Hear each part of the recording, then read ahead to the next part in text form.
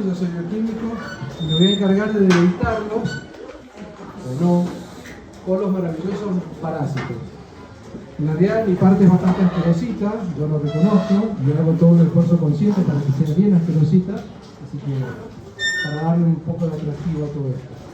Bueno, esta clase es larga y es un poco complicada porque es difícil por la teoría que hay. Después de la otra nos vamos a divertir un poco más porque vamos a trabajar mucho con clínica, entonces se va a hacer un poco más amena. Pero esta hay que ver bastantes funciones teóricas.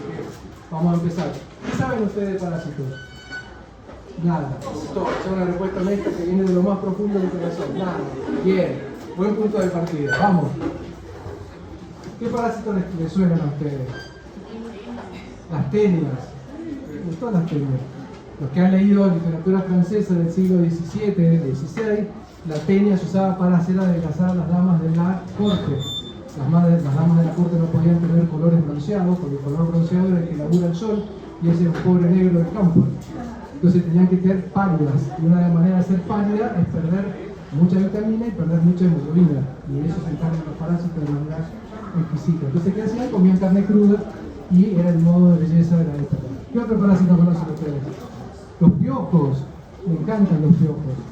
Los piojos son nuestro parásito y la mayor parte de nosotros en alguna parte de la vida lo ha tenido que sufrir. Así que es buena ejemplo. ¿Qué otro parásito? Ah, este ya se fue, que ahí ya buscó ahí. Sí, ya tiene el libro abierto. Marcar peligro por ahí porque está complicado. Sí, la quistosoriasis, una de mis favoritas. No tenemos en Argentina, tienen los brasileños y es una enfermedad que se relaciona con los diques, con las represas. Entonces, en alguna época, en la época de los militares, en los años 70, 80, estaba toda la paranoia con nuestros países vecinos que nos invaden, se decía que Brasil podía inundarnos a nosotros con las represas abiertas y eso iba a traer estacionarse en Argentina. Historias de las enfermedades. ¿Qué otro parásito se acuerdan? Las cintitas. Bueno, las cintitas pueden ser parásitos, también tenias, que es la descripción clásica que vamos a ver hoy. Bueno, el mundo de los parásitos tiene un componente bastante de cultura popular, de folclore. Hay muchas cosas que se dicen y hay muchas cosas que no son ciertas de las que se dicen. Ustedes van a tener una doble tarea, por un lado las van a tener que diagnosticar, que es lo más importante, la tarea que van a realizar, pero la otra tarea es hacer una tarea de docencia. Tratar de eliminar esas cuestiones de la cultura popular y reemplazarlas por verdades que le ayuden al paciente a mantener su salud. ¿Sí? Así que la tarea acá es tonta, ¿no? Sí, bien. Entonces, nosotros ahora tenemos que tratar de definir lo que es la parasitología médica. La parasitología médica es una rama de la parasitología que se dedica a estudiar los efectos patógenos de los parásitos. ¿Sí? Después vamos a tener que definir qué es un parásito. Y después vamos a tener que definir qué efectos patógenos tiene. Ese es el mecanismo que vamos a usar para todos los bichos que vamos en esta materia. Recuerden que esta materia, pobres por ustedes, pero tiene que ver 4 de los más grandes grupos de microorganismos que hay en el mundo. Las bacterias, los virus, los hongos y los parásitos. Lo cual no es fácil, pero bueno, vamos a hacer un intento. Para trabajar con esta parte que es el módulo de parasitología, como esto es lo primero que se olvidan los alumnos cuando terminan la materia, doy fe de que eso es así porque lo veo en los exámenes. Entonces, una manera de tratar de que la memoria nos ayude es hacernos preguntas que después, a través de la respuesta, nos queden esos conceptos grabados. Estas preguntas, al mismo tiempo que nos van a permitir tener una buena memoria, nos van a ayudar para resolver problemas clínicos. Eso es entender el problema que estamos trabajando, que en este caso son los parásitos, ¿sí? Y en este caso vamos a hablar de parásitos que son responsables de enfermedades en humanos, porque parásitos hay en todas las ramas de la zoología. Inclusive hay parásitos de plantas, inclusive hay parásitos de parásitos y hay virus de parásitos que a su vez son parásitos. O sea, la complejidad biológica es muy grande. Nosotros caemos en un pedacito. ¿Qué vamos a ver hoy? ¿Qué es la naturaleza de los parásitos? ¿Por qué son parásitos? ¿Cuál es la diversidad que tienen? ¿Cuántos grupos hay? ¿Cuántos bichos me puedo llegar a esperar? ¿Qué son los endo y los ectoparásitos? ¿Sí? Por la localización, cómo se clasifican, qué estructura tienen, muy básica, porque para cada grupo de parásitos nos vamos a dedicar un montón a la estructura. ¿Qué es la interacción parásito-hospedador? ¿Y qué es lo que resulta de la interacción parásito-hospedador? ¿Qué espero yo de una interacción parásito-hospedador? Por ejemplo, ¿qué espero yo de una tuberculosis? ¿Qué son los piojos? Y espero rascarme. Cuando yo veo a alguien que se rasca en demasía, ya sea que se rasque acá o que se rasque acá, tengo que pensar en algo. Esa interacción del parásito con el hospedador es lo que yo voy a estudiar, ¿sí? ¿Cuál es el rol de los parásitos en las enfermedades? ¿Por qué los parásitos producen enfermedades? ¿Sí? Si es que las producen, ¿no? Y finalmente, el gran problema es el diagnóstico. Yo creo que este paciente tiene esquistosomiasis. ¡Qué buen diagnóstico presuntivo! ¡Genial! Ahora, ¿cómo lo probamos? Veremos algunas técnicas para hacer eso. Creo que este andaba. Sí. Bueno, entonces una primera pregunta, porque obviamente la persona que ustedes tienen parada acá es un hiperfanático nerd de los parásitos. Entonces ustedes me preguntan, ¿qué es lo más importante del mundo? Y los parásitos. Obviamente, porque para mí es lo máximo. Pero para ustedes, ¿son importantes los parásitos? Yo tengo que intentar convencerlos de eso. ¿Sí? Sobre todo porque estamos hablando de problemas de salud pública. Esto son enfermedades de niños, puestas en forma de tabla. Voy a tratar de correrme, a ver si ven todo bien. Si quieren la presentación en la plataforma, mejor, porque me ayudan a...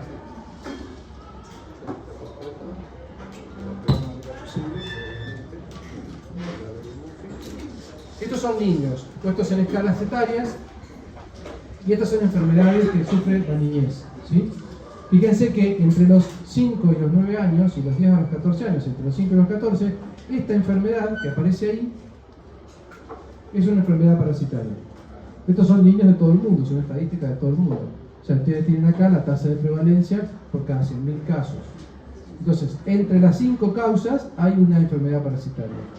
Los otros grupos etarios no tienen este problema. En realidad mueren muchos niños de malaria en el mundo. Pero si nos enfocamos en las enfermedades diarreicas, donde hay muchos parásitos que producen enfermedades diarreicas, prácticamente cubrimos todo el espectro hasta los 15 años. Es una cuestión bastante interesante, ¿sí? Sobre todo mirando lo que es en la perspectiva de género, ¿sí? Bueno, entonces, ¿por qué los tendríamos que estudiar? Ahí hay 1, 2, 3, va a haber 3, 4 cosas que les voy a decir para estudiar las parasitosis. La primera, se las voy a decir desde el corazón, las parasitosis no se piensan. Entonces, por eso no se estudian y por eso no se diagnostican. Entonces, aún cuando uno tenga que hacer el esfuerzo, porque es mucho más cool tener una multiresistente con una KPC, eso es mucho más de onda, que tener un pobre Chagas. Es cierto, tiene distintos hasta niveles económicos. Sin embargo, son tan importantes unas como la otra porque cada una de ellas puede producir un cuadro de patología. Eso es de lo práctico de todos los días.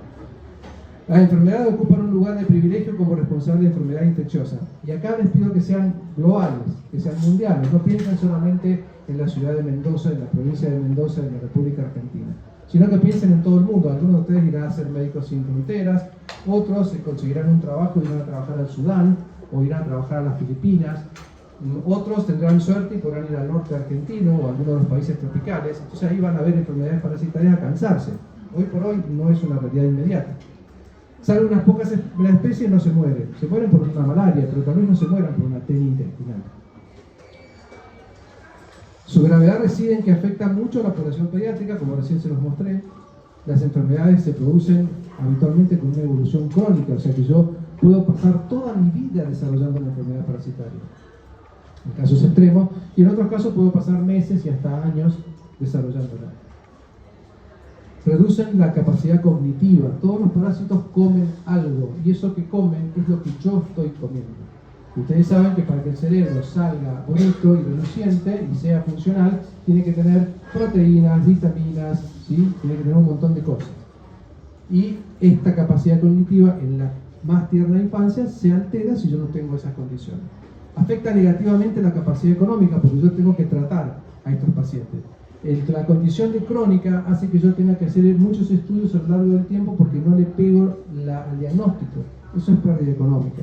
Y por otro lado, los pacientes pueden sufrir daños que les impidan ir a trabajar o les impidan ir a la escuela, y eso también produce daños. Entonces, el costo económico es muy alto, sobre todo en los países que son de lo que llamábamos el tercer mundo, ¿sí? Los países de menos ingresos, ¿sí? Bien. Esto es el mundo visto desde el punto de vista de la malaria. Fíjense, este es el cinturón ecuatorial, y prácticamente todos los países en el cinturón ecuatorial tienen algún tipo de malaria. Nosotros estamos en blanco, y sin embargo yo los voy a torturar con la malaria. Porque estamos en blanco porque nos lo ganamos. Certificamos a la Argentina como país libre de paludismo. Entonces, ¿qué tenemos que hacer ahora?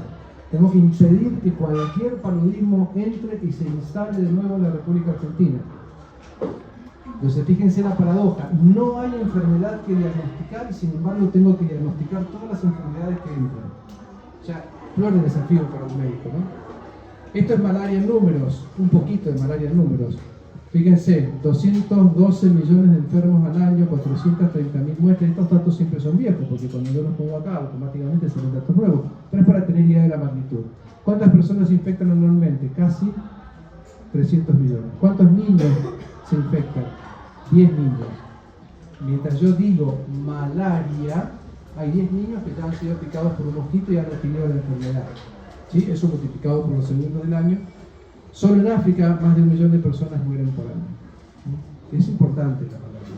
¿Nosotros tenemos malaria? No. ¿Y qué es lo que más deseamos? No tenerlo. ¿Sí? Esos son algunos de los desafíos que presentan los parásitos. Vamos a algo más local, algo que conozcamos un poco más. Chagas. Nosotros somos una provincia histórica. Somos la 5ª provincia de la Argentina que reportó casos de Chagas a nivel mundial allá por los años 30 del siglo pasado. Fíjense la cantidad de personas en riesgo, 25 millones de personas en riesgo, 600.000 infectados, más de 25 personas que no saben que tienen la enfermedad, de estos 25 millones, menos de 100.000 personas reciben el tratamiento adecuado. Me permito desde la experiencia decir que estos números son mentirosos. Hay mucha más gente que no sabe que tiene Chagas, hay mucho más Chagas de lo que sabemos que hay, y la parte más importante, esto del tratamiento, estamos muy por debajo de las metas esperables. Es una enfermedad ridícula porque tiene un diagnóstico correcto, tiene un tratamiento correcto y tiene todos los sistemas de salud puestos a disposición del Chagas y no lo podemos erradicar. Una de las patas de ese problema somos nosotros, los que trabajamos en el sector de salud, que no ahondamos esfuerzos para erradicarlo. Esto es un paciente, este simbolito, ¿lo conocen? Bueno, quedó medio porque está medio torcido. Bueno, este es el lacito del SIDA, ¿sí? Es el símbolo de la Fundación Huésped. Estos son las enfermedades marcadoras de SIDA. Son enfermedades oportunistas, que ya las vamos a ir viendo en distintos aspectos de la materia. Pero dentro de las enfermedades oportunistas de los pacientes con SIDA, ¿qué pasó con la animación? Ahí está. Tenemos 3 parasitosis. Estas 2 parasitosis matan y esta si no la agarras a tiempo también. Digo si no la agarras a tiempo porque este es un paciente que llega chorreando agua por el ano, literalmente litros de agua por día. Entonces todo el mundo se podría dar cuenta, preguntarle si sos HIV positivo y si sos HIV positivo, detectar este parásito y darle tratamiento. En estos casos la aparición es mucho más, un poco más difusa, es más difícil llegar al resultado del diagnóstico y es posible que el paciente se desmaye. Pero de todos los parásitos que marcan a la enfermedad SIDA como presente en el paciente, 3 son parasitarios. O sea que los parásitos tienen su importancia. Entonces llega el momento de estudiarlos. Y grata tarea para ustedes, grata tarea para mí, pero hay como una metodología para estudiarlos. Y está basada en 4 patas, que son 4 patas básicas de la salud pública. La comprensión del problema, para el cual yo tengo que conocer a mis adversarios. No voy a decir enemigos porque suena feo.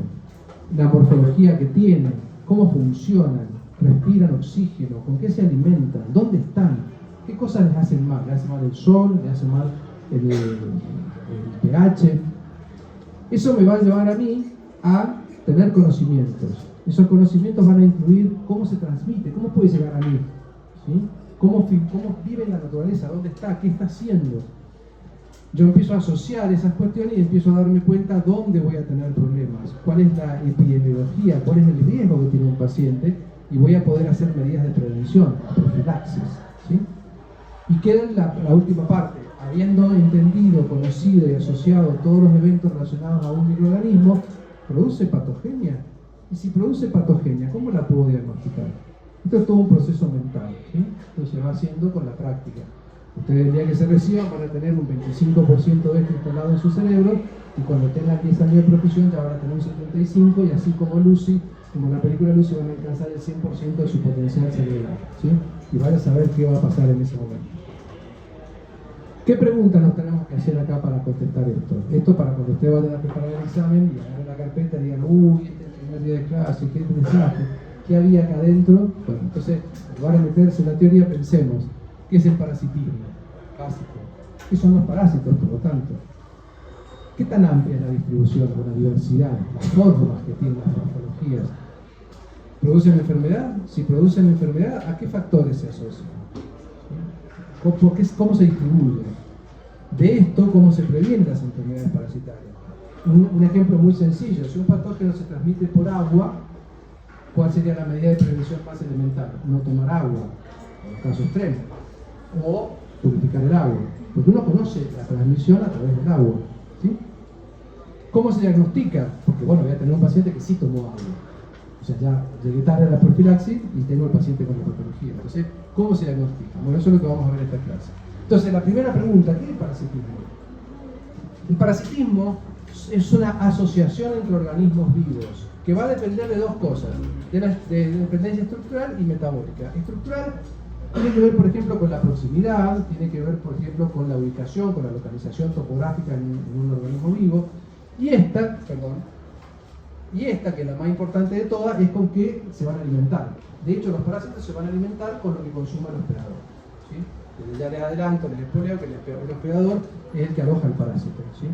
Entonces, ustedes conocen desde su más tierna infancia la simbiosis, dos organismos que se benefician mutuamente. Entonces está la anémona de mar con el cangrejo peregrino. Este le provee cerdas urticantes para que los peces no se coman el caracol, al cangrejo, y el cangrejo, que no tiene ni boca ni dentadura, rompe los alimentos a través de unas pinzas muy gruesas, por lo tanto los pedazos de comida quedan desparramados por todos lados y llegan a la anémona, ¿sí? Los dos se benefician mutuamente. O las hormigas: estos son hormigas y estos son áfidos. Los áfidos, estos chiquititos de acá, son áfidos, son unos pequeños ácaros que chupan el jugo del vegetal y lo convierten en sustancias altamente azucaradas, como si fuera miel. Entonces, ¿qué hacen las hormigas? Las hormigas los crían como si fuera ganado, como si los pulgones fueran ganado de las hormigas. De esa manera los pulgones sobreviven porque no tienen depredadores, porque las hormigas los protegen. Y la hormiga, ¿qué gana a cambio? Una exquisita comida azucarada, porque estos bichos lo transpiran por la cutícula. Entonces están como barnizados en almíbar. Entonces, ¿qué hace la hormiga? Va y lame esa sustancia azucarada. Estos son organismos simbióticos. Esto se puede ser como una balanza en la cual el plato del equilibrio, el equilibrio favorece a los dos, pero el plato se puede ir inclinando para un lado o para el otro. Entonces, cuando ya se inclina un poquito y uno de los dos organismos vivos tiene beneficio mientras que el otro no recibe nada a cambio, eso ya sería un comensarismo. Y les pongo el ejemplo de las rémoras en los tiburones. El tiburón no recibe ningún beneficio a cambio. Es más, la rémora, para adherirse, tiene una capucha acá arriba muy, muy agresiva para la piel del tiburón. Y eso que la piel del tiburón es prácticamente papel de lija, pero bueno, es agresiva, entonces lo lastima. Y el único que recibe alimento es la rémora, porque el tiburón tampoco tiene unas conductas de comida muy educada. Mastica los tarascones y todos los pedazos de comida se los come la rémora. O sea, acá hay uno solo que se beneficia. Y finalmente, mis favoritos: aquellos que dejaron todo para vivir a expensas del otro. Y cuando digo dejaron todo, significa que dejaron patas, ojos, oídos. Prácticamente la anatomía de un parásito cambia. Esto es un pez, un mero, y esto que está acá, casi tiernamente asomándose como una mascotita, esto es un parásito, es un crustáceo que se llama simontoa. Ha perdido todas las patas del parásito y está pegado a la lengua del pez. Todos los alimentos que pasan por esta boquita primero entran en el estómago del simontoa y después lo que queda le queda al pescado, ¿sí? Esto que está acá, esta que está acá, y esta, los que tienen la aplicación lo pueden ver mejor, porque acá en el fondo no van a ver nada. Acá hay otra. Esto es un colédoco cortado, una cirugía de colédoco, se cortó y se observaron parásitos que son fasciolas hepáticas, ¿sí? Entonces, ¿cómo definimos el parasitismo? Bueno, un ser vivo se aloja en otro, este ser vivo va a ser el parásito, el otro va a ser el hospedador, y de ese hospedador va a obtener nutrientes y un medio adecuado para desarrollarse, multiplicarse, salir de ahí y propagarse, ¿sí? Y a su vez su presencia puede producir daño. Ese es nuestro concepto del parásito, ¿sí? En estas condiciones. Entonces, necesitamos tres cosas para que haya parasitismo. Necesitamos un hospedador, necesitamos un parásito y necesitamos un ambiente. ¿Por qué? Porque tiene que haber un punto de encuentro entre el parásito y el hospedador. Y ese punto de encuentro en general está en alguna parte del ambiente. Le vamos a definir eso también. Los parásitos nos acompañan desde muchas épocas históricas. Los mamíferos de sangre caliente, desde más de 60 millones de años. Esto es una pluma de un Archaeopteryx, que es un dinosaurio, el antecesor de las aves. y está lleno de parásitos. Esto es ámbar, que es la resina de pino fosilizada. Es un objeto de incalculable valor, una joya prácticamente, donde queda preservada la vida. Estos son huevitos recuperados de un asentamiento de primitivos habitantes de la Patagonia, 12.000 años antes de Cristo, y junto con huesos de guanacos, que era lo que comían, se encontraban estos bichitos, así que ellos estaban parasitados. Y este es Otzi, el hombre del hielo, 5.600 años antes de Cristo, se lo encontró en un glaciar alpino. El tipo llevaba todo su equipamiento, prácticamente era un chamán, porque tenía hierbas, tenía un montón de cosas, pero en su tubo digestivo se encontraron parásitos. O sea que los parásitos nos llevan mucho tiempo acompañando. Esto es el cráneo de una momia, con una radiografía que uno puede ver con un detalle extraordinario, y eso es porque como la momia ya no vive, vos a los rayos X le podés dar un poquito más de vueltas a la maquinita, no le va a pasar nada, no va a haber cáncer, no va a haber nada, porque ya pasó la comida.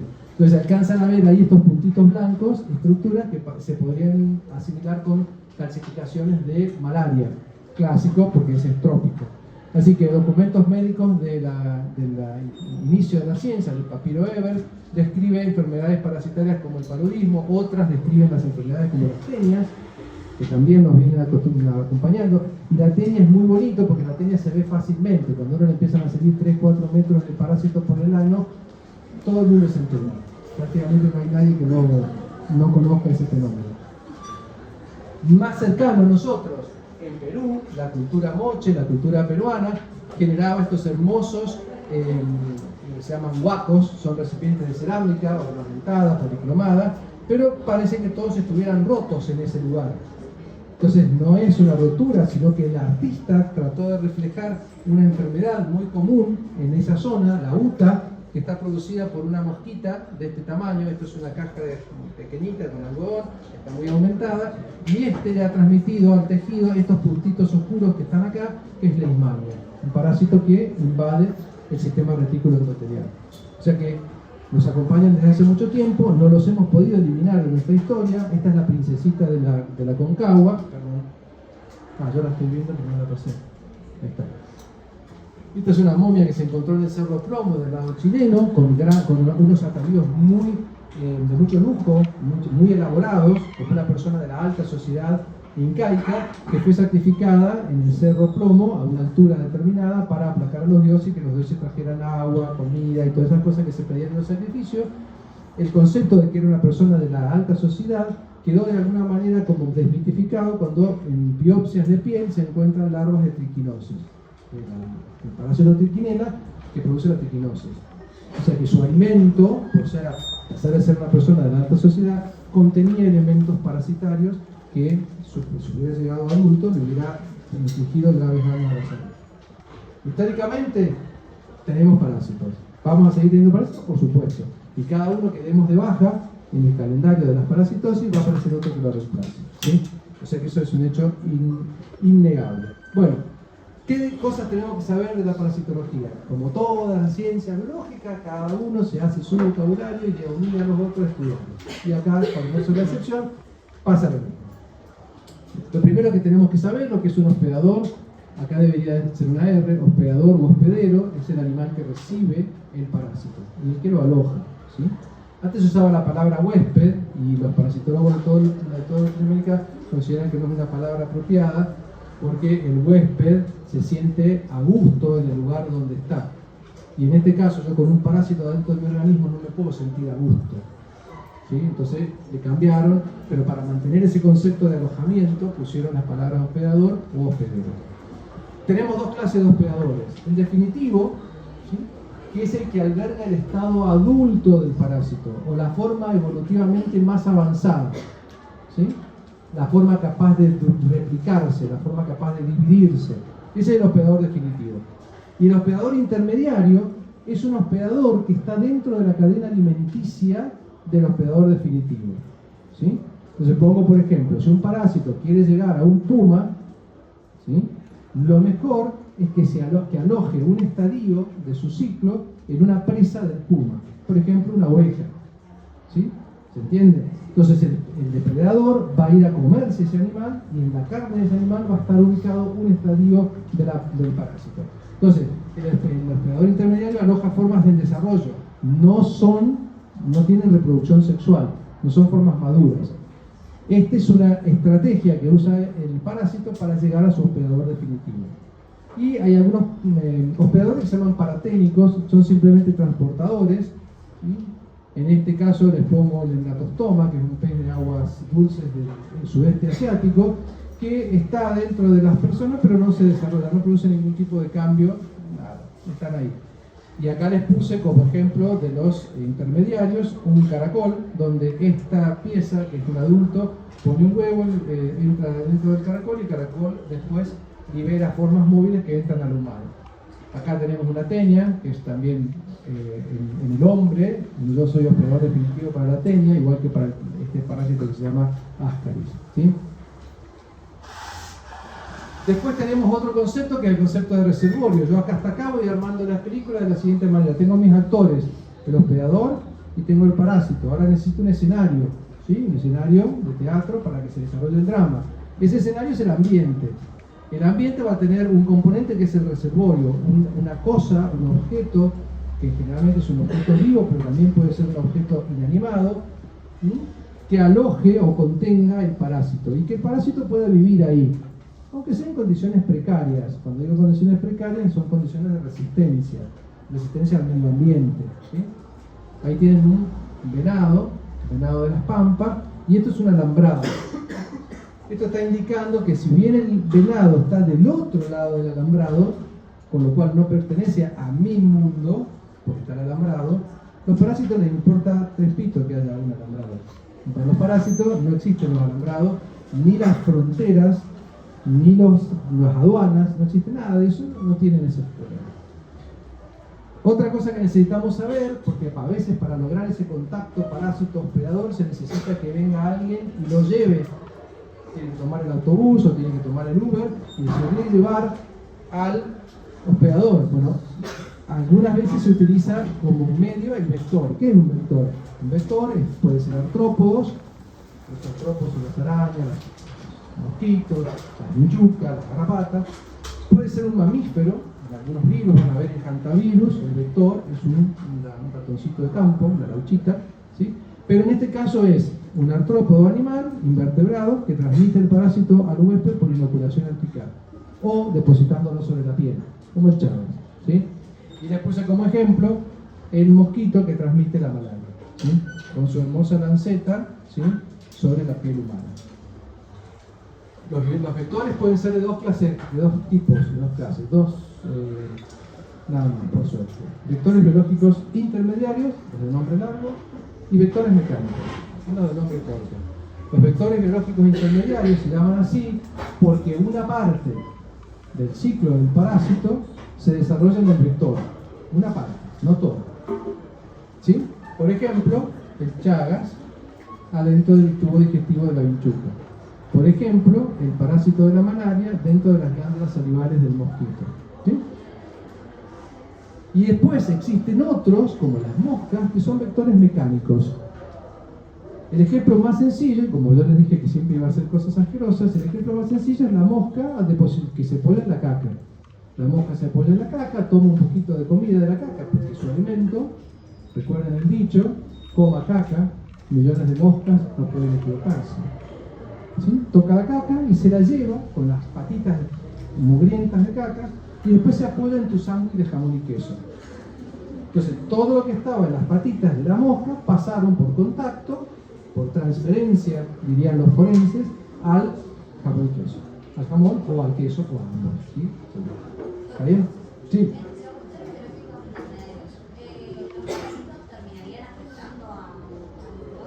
Muy buena pregunta.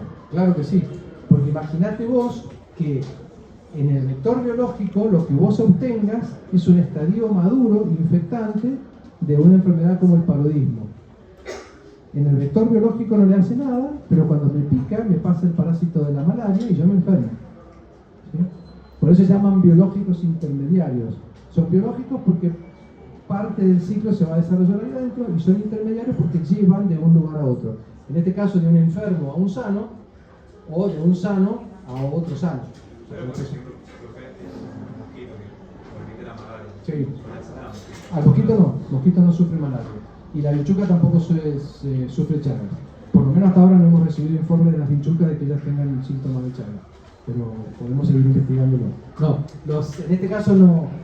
Cuando veamos algunas enfermedades zoonóticas, no solamente el mimoido, sino las otras clases, van a ver que algunas de las zoonosis sí las va a tener el animal y también las va a tener el humano. ¿Sí?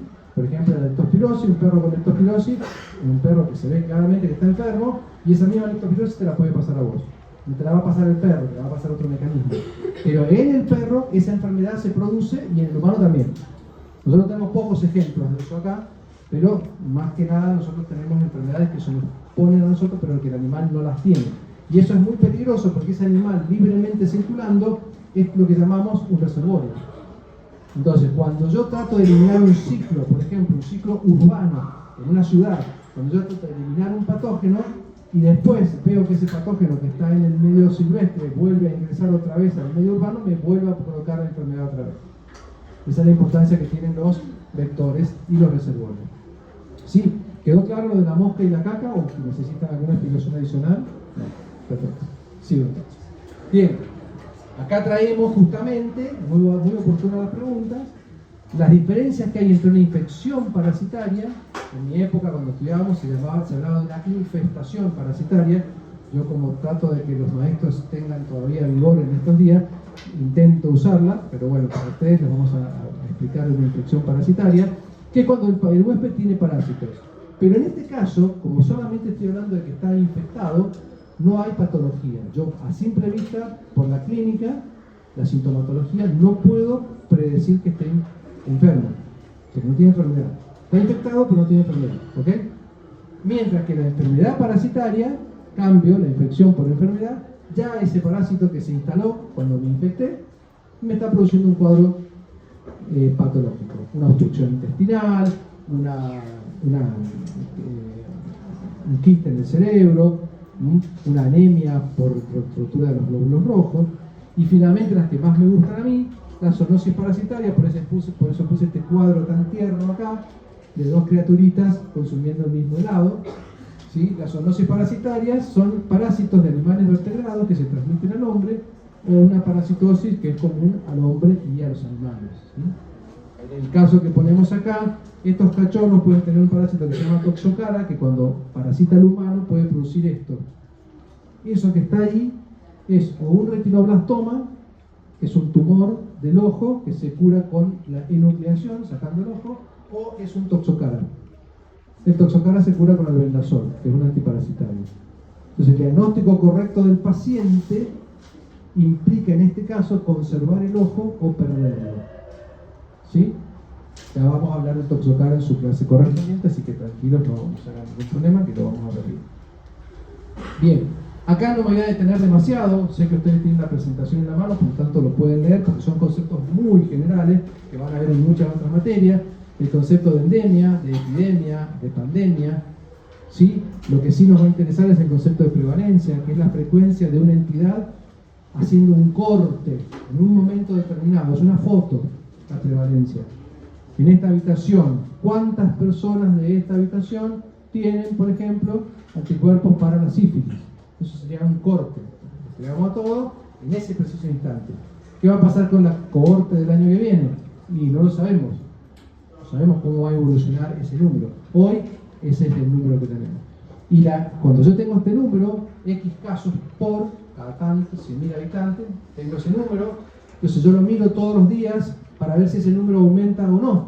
En el caso de que aumente, lo que está pasando es que hay incidencia, frecuencia de un hecho a través del tiempo expresado en tasa. Voy viendo cuántas nuevas casos se van sumando a los que ya tenemos. ¿Sí? Bien. Después tenemos que saber dos cosas, que estos dos conceptos son para la bacteriología, son para la virología, son para la micología, para todos. ¿Qué es el concepto de patogenicidad? La patogenicidad es la capacidad de producir enfermedad.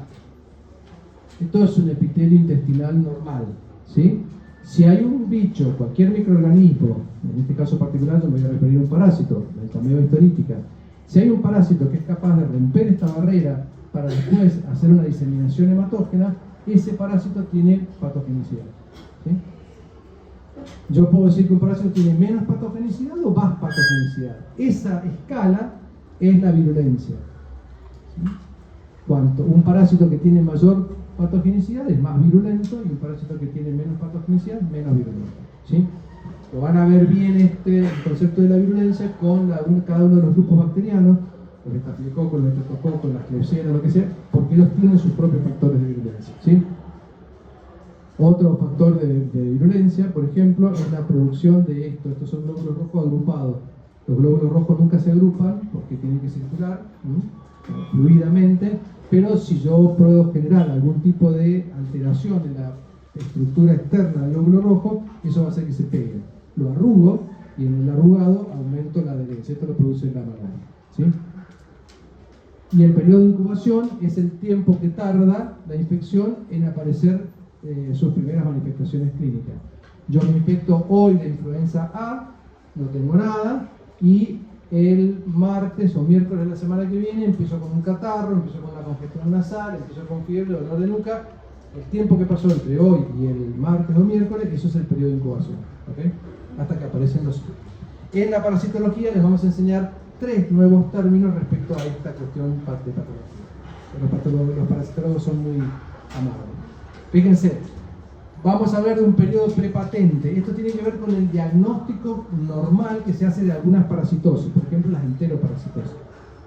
Estas cosas que están acá, menos esto. El periodo prepatente es el tiempo desde que tomo contacto con el parásito, mejor dicho, lo vamos a poner en la perspectiva del parásito, desde que el parásito entra hasta que yo observo las primeras formas del parásito en la muestra que uso habitualmente para estudiar. La materia fecal es la clásica o la sangre. Entonces, el tiempo que pasa entre que yo tuve contacto con el parásito y veo esto en la caca, que puede ser 7 días, 15 días, 30 días, un mes, 2 meses, eso es el periodo prepatente. El periodo patente es el tiempo durante el cual la forma que yo uso para diagnóstico permanece visible. O sea, esto, ¿cuánto tiempo permanece en la materia fecal? 3 días, 5 días, 7 días, 15 días, bueno, eso es el periodo patente. Generalmente la presencia del elemento parasitario coincide con la clínica, o sea, coincide con la enfermedad, pero no siempre pasa eso. Y el periodo subpatente es el tiempo en el cual no encuentro parásitos por distintos motivos o los parásitos no están presentes. Eso puede ser porque estén en un lugar muy difícil de encontrar o porque la madurez de los parásitos ha hecho que ya envejecieran y murieran, por ejemplo. ¿Sí? Un caso típico es en una de las parasitosis que vamos a ver, que es la malaria por Plasmodium falciparum. Una parte de los elementos diagnósticos que vamos a mirar no existe en la sangre. El ciclo tiene un montón de estadios y en el encefalograma no los vemos. Entre otras cosas me da mucha tranquilidad porque estoy seguro que estoy hablando de un Plasmodium falciparum. O sea, al laboratorista les sirve, a ustedes no, porque eso significa que están con un cuadro muy complicado. Pero es un periodo en el cual yo no detecto nada más que las formas inmaduras. Yo he estado hablando de ciclos, muchas veces he mencionado la palabra ciclo, pero no dije lo que era un ciclo. ¿Sí? Y no puedo encontrar una imagen que me gusta, pero ya la voy a encontrar para otra de las clases, que ejemplifica muy bien los ciclos, sobre todo para los fanáticos de la ciencia ficción. Pero bueno, en este caso el ciclo es un proceso. Es un proceso. Un proceso tiene una entrada y una salida. Cualquier proceso. Los que hacen informática, los que tienen hermanos o primos que estudian informática, un proceso es algo que tiene una entrada y una salida. Tiene un input de entrada y un output de salida, dicen los informáticos. ¿Sí? Y en nuestro caso, ¿por qué nos interesa a nosotros? Nos interesa porque es la manera en la cual vamos a estudiar a los parásitos. Básicamente, el ciclo de vida, proceso para llegar al huésped, o sea que tengo que entrar al huésped, me tengo que desarrollar en el huésped, tengo que elegir un rinconcito cómodo y acomodarme ahí para replicarme, y después tengo que salir de él para seguir mi ciclo biológico natural. Entonces, yo tengo una puerta de entrada, esto está simplificado y esto está ejemplificado, ¿se entiende? Esto es para cualquiera, lo pueden dibujar con cualquier parásito. Tengo una puerta de entrada, por ejemplo la boca. Tengo una migración al órgano blanco, que vamos a llamar el órgano preferido, el rinconcito, mi lugar en el mundo para el parásito, ¿sí? Voy a migrar a mi órgano target, a mi órgano blanco. Por ejemplo, el tubo digestivo. El tubo digestivo puede ser el deduyeyuno ileum, puede ser el ileocecal. Bueno. Ahí voy a madurar, me voy a convertir en un señor parásito, en un hombre parásito, en un parásito hombre, ¿sí? Me voy a buscar una buena hembra, voy a copular con esa hembra, voy a engendrar una gran cantidad de huevos, y esos huevos, esta es la replicación, y esos huevos tienen que ser eliminados por algún lado. Si entró por la boca, lo más lógico es que salga por el ano, porque sigue la ruta del tubo digestivo. Entonces, hay una eliminación. ¿Y a dónde van a parar esos huevos? Al medio ambiente, que va a tener reservorios. Ese medio ambiente puede ser un prado, entonces el reservorio van a ser los pastos. Yo tuve la mala delicadeza de hacer caca en el medio de los pastos, ¿sí? Ese lugar puede ser el agua, que después va a ser consumida por otro organismo, que por nosotros, ¿sí? Esto sería un ciclo básico. Los ciclos se pueden complejizar, tanto como yo quiera. En este caso, este ciclo tiene una puerta de entrada. Claramente está acá. Pero para que esa puerta de entrada se abra, yo necesito que un mosquito inserte su lanceta debajo de la piel. ¿Ok? Acá tengo un vector. Va a ir a su órgano blanco. En la malaria, el primer órgano blanco es el hígado. Y ahí se va a replicar hasta morirse la célula hepática y va a salir a circulación y se va a meter en los glóbulos rojos y se va a mantener en los glóbulos rojos. Hasta que, tengo que encontrar una puerta de salida, hasta que un mosquito virgen, se entiende virgen no porque no haya tenido experiencias sexuales, sino porque nunca tuvo malaria, no sé cómo se llamará un mosquito de ese tipo, pero bueno, va a tomar dos elementos sexuados y esos elementos sexuados van a hacer la cochinada y todo lo demás en el tubo digestivo del mosquito. ¿Sí? Ah, bien, todavía no llego ahí, porque es muy difícil meter esto como un orden lógico y pedagógico. Ya vamos a ver enseguida. Tienen los dos tipos de reproducción, sexual y asexual. Los protozoarios tienen los dos tipos de reproducción. Los metazoarios, que llamamos que son los parásitos grandes, multicelulares, solamente suelen tener sexual. Con algunas excepciones que en realidad implica que la hembra puede poner huevos sin participación del macho. El sumum de la sociedad feminista biológica son las hembras partenogénicas que no necesitan un macho para nada. Bien, entonces, esta va a ser mi puerta de salida y como mi puerta de entrada requería un vector, mi puerta de salida también requiere un vector, ¿sí? Vamos a ver bastantes cosas del ciclo. Acá en el medio tendría que venir una diapositiva del ciclo del alien desde el huevo en el piso hasta la bestia que exuda ácido y permite las paredes. Soy fanático de la ciencia ficción y ese ciclo me encantaba porque estaba muy bien estudiado una cuestión que no existe prácticamente, que es imaginaria. Bueno, ya lo voy a encontrar, prometo. El ciclo biológico es una serie de etapas que debe cumplir el parásito. No para mí, no para producirme enfermedad. Al parásito yo le importo 3 pitos en cuanto a persona, en cuanto a sentimiento. El parásito tiene que hacer una tarea mecánicamente definida en su ADN. Si existen fases sexuales, comprenden el ciclo desde el cigoto hasta la formación de gametas en los protozoarios o desde el huevo hasta el adulto en los helmintos y los artrópodos. El ciclo de transmisión tiene como 2 grandes componentes: el ciclo biológico del propio parásito y el lugar donde se desarrolla el ciclo biológico del propio parásito. ¿Por qué hacemos esta sutileza? Esto es un resumen de hidatidosis. Si ustedes quieren diagnosticar hidatidosis solamente desde el consultorio, van a tener muy poco éxito y van a haber muy pocas hidatidosis. La hidatidosis, por su ciclo biológico y el lugar donde se desarrolla, requiere un abordaje para hacerlo eficaz que tiene que salir del consultorio. Lo van a hacer ustedes, no necesariamente, van a necesitar ayuda, van a necesitar veterinarios, agentes sanitarios, sociólogos, ¿sí? Van a necesitar un equipo de trabajo y ese equipo de trabajo lo que le da vida a una tendencia que está en este momento sobre la mesa puesta por OPS, que es la Una Salud, One Health, ¿sí? One Health entiende que el humano, para que el humano no se enferme, los animales no se deben enfermar, tarea de los veterinarios, Y para que los animales no se enfermen, el medio ambiente tiene que estar sano. Tarea de los biólogos, de los ecólogos, de los ingenieros agrónomos, etc.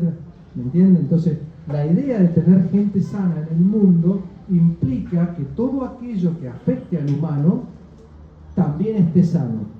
Entonces, ya no te sirve trabajar solo en tu consultorio con el ecógrafo para tratar de detectar un quiste hidratídico.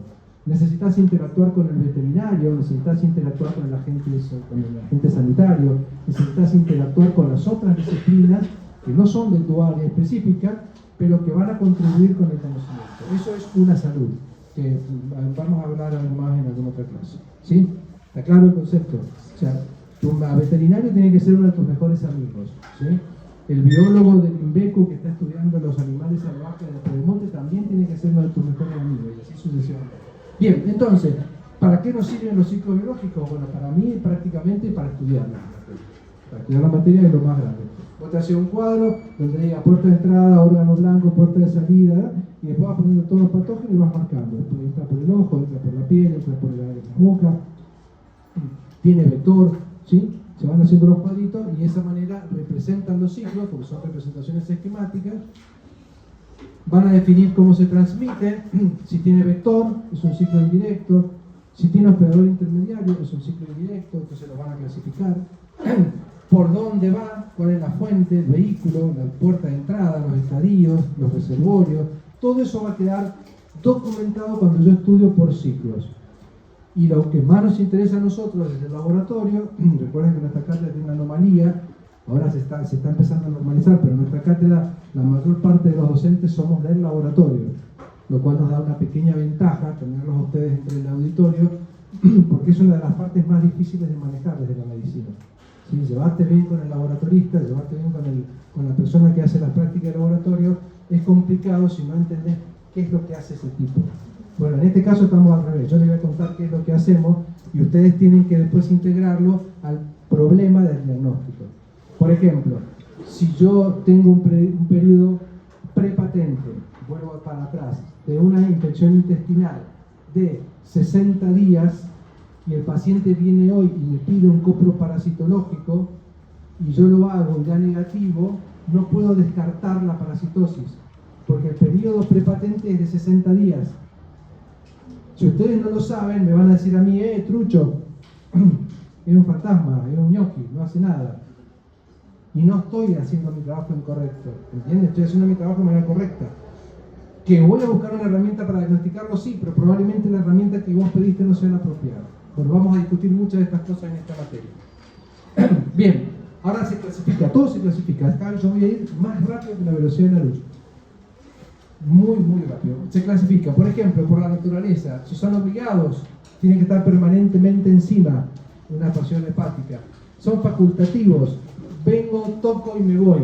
Entonces no me importa si estoy o no estoy. Puedo estar como puedo no estar. Eso es un facultativo. Una mosca que pone huevos y después va a dar una miasis. Accidentales. Yo venía nadando por el agua y una cercaria de un esquistosoma se me pegó en la piel. ¿Corresponde que la cercaria se mete en mi piel? No. ¿Qué hice mal? Me metí en el agua donde no correspondía. Si me bajan las defensas, si el organismo que mantiene un riguroso control de los patógenos falla, entonces van a aparecer los oportunistas. Y pongo acá el Cryptosporidium que le producía el chorro de diarrea al paciente HIV. ¿Sí? Les presento el Cryptosporidium. Entonces, estos son contactos, ¿sí? Dentro de las clasificaciones por la naturaleza del parasitismo. ¿Dónde está ubicado el parásito? ¿Está afuera? ¿Está en mi pelo? ¿Está en mi piel? ¿O está en mi tubo digestivo? ¿O está en mi líquido cefalorraquídeo? Entonces ahí tenemos dos grandes categorías. Los ectoparásitos, eso es sarna. Después cuando veamos sarna vamos a ver unas hermosas lesiones de sarna, que son mucho más desagradables. O endoparásitos. Están en alguna parte de mi organismo por debajo de la piel. ¿Sí? Puede estar en el tejido subcutáneo, puede estar en los pulmones, puede estar en el corazón. ¿Sí? Entonces, de los endoparásitos, si los ubicamos topográficamente o anatómicamente, podemos tener los hemoparásitos, que van a estar en la sangre, los enteroparásitos, que van a estar en el tubo digestivo, los histoparásitos, que van a estar en alguno de los tejidos. Por ejemplo, la malaria es un histoparásito porque está en la sangre, que es uno de los tejidos fundamentales. ¿Sí? ¿Está claro? Esta es la sencillita. El contacto. ¿Cuánto tiempo está en contacto el parásito con el hospedador? No, pero ¿cómo? Si el parásito no era que estaba siempre... Puede ser que no. Puede ser que tenga un contacto temporal. La garrapata me parasita solamente mientras trata de chuparse mi sangre. Cuando se llenó hasta hartar, como la foto que ustedes ven ahí, eso es una hembra, una filogina. Siempre que vean eso es una hembra. Jamás van a ver un macho con esa forma. Se llenó de sangre, se deja caer. Se suelta y se deja caer. Listo, se terminó el problema. Otros como este, que es un oxiuro, ese va a estar todo el tiempo que yo le permita en mi tubo digestivo. ¿Por qué todo el tiempo que yo le permita? Porque un día me cansé de rascarme la cola, fui al médico, me hicieron el diagnóstico laboratorio y me dieron un parasitario. Chao, fuera. Tomátela del día. ¿Sí? Los parásitos pueden ser patógenos, pero patógenos de producción de enfermedad de gravedad importante, o pueden ser no patógenos o comensales. ¿Y entonces por qué los estudiamos si no son patógenos ni comensales? Porque pueden compartir la vía de transmisión con un patógeno. ¿Sí? Si yo observo un elemento en la materia fecal que pertenece a la categoría de los comensales, lo primero que voy a hacer es avisarte por qué. Porque la misma vía de contagio de ese comensal puede ser la de un parásito patógeno. Y la segunda que te voy a preguntar es qué clínica tiene, porque a lo mejor el no patógeno o el comensal tiene que ver con la relación del parásito con el hospedador, y eso es un niño que tenga una diarrea y cuya única agente causal sea el comensal. Lo vemos, por eso se los comento. Entonces el concepto de comensal hay que discutirlo, hay que charlarlo siempre, hay que tenerlo presente. Vamos a ver varios parásitos de los cuales antes ustedes hubieran leído el informe, hubieran dicho esto no sirve para nada, y ahora que lo miran y dicen, ojo, tengo que mirarlo porque por acá puede haber algo. Pueden ser periódicos los parasitismos. Este es mi dedo y esto, perdón, esto es mi dedo y esto es un mosquito que me está picando. No podía desaprovechar la foto porque salía linda, entonces bueno, la hicieron. Entonces puede ser periódico porque viene, toma sangre y se va, y lo va a hacer con tantas personas como necesite la hembra llenarse de sangre, pero es poco me voy. O permanente. Esto es un músculo esquelético, y esto que está dentro es una larva de triquina. Eso es triquinosis. ¿Sí? No te la sacás más a la triquinosis, te pueden dar un antiparasitario, te va a calmar un poco el dolor, se va a calcificar ahí adentro, pero nunca más va a salir de ahí. No va a producir más parasitismo, pero no te la sacás más de eso. Bien, según el ciclo, y acá ya un nombre raro, aparecen muchas X, esto ya no me gusta, bueno. Hay ciclos de distintas categorías, de distintas complejidades. ¿Se acuerdan que yo les dije, esto es un esquema, esto es un ejemplo, y bueno, podemos tener muchos más ejemplos. Hay ciclos donde hay un solo hospedador. Eso significa que un elemento parasitario contaminante infecta a un solo hospedador y ya se hace el ciclo y después sale el huevo y se replica el mismo ciclo. Hay una sola persona involucrada. Por ejemplo, los Ascaris, que es esta que está acá arriba. Esto después lo vamos a ver más grande, nada más que para ilustrar, ¿no? Los heteroxenos son aquellos que tienen más de un individuo en el ciclo. Por ejemplo, aquellos que tengan un hospedador intermediario. Ahí ya hay hospedador definitivo, hospedador intermediario, ya son dos, eso es un ciclo heteroxeno. Y acá de hecho tenemos puesto uno que es la hidatinosis. ¿Sí? Y existen los autoheteroxenos que necesitan más de un hospedador, ¿sí?, para completar su ciclo biológico, pero en todas las etapas de su ciclo biológico está el mismo estadio. Y vuelvo a poner otra vez la triquinosis, porque siempre va a aparecer esa larvita enroscada como único estadio. ¿Sí? Bueno, el cerebro se cansa, la atención decae, entonces los pedagogos sugieren a los docentes que quieran escuchar, que hagan una pausa mental, para que el cerebro se afloje, se resetee y continúe. Entonces yo les propongo un desafío. ¿Pueden descubrir qué palabra está escondida en estas 8 letras? Y así está medio complicadito, necesitaríamos una ayuda, ¿cierto? Una pequeña ayudita, bueno. Esa es la ayuda que tienen para resolver el puzzle. O bueno, como quieran. ¿Qué harían?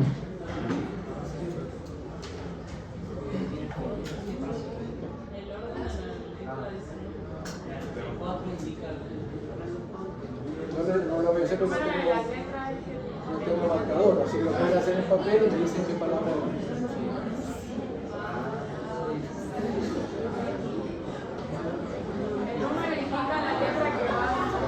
¿Será cierto? A ver. Probemos. Pero era la teoría de la compañera. La compañera dice que el número que antecede significa la posición de la letra que corresponde a la letra en la palabra. ¿Cierto? ¿Está bien? ¿Lo expliqué bien? ¿Sí? Bien. Entonces veamos. 1, 2, 3, 4. Tengo que poner una P acá. ¿Cierto? Pónganla ustedes porque yo no voy a poder hacer. En el pato tendría que elegir la 1, 2. A. Una P, A. ¿Sí? Muy bien. ¿Qué sigue? Una R. Bien.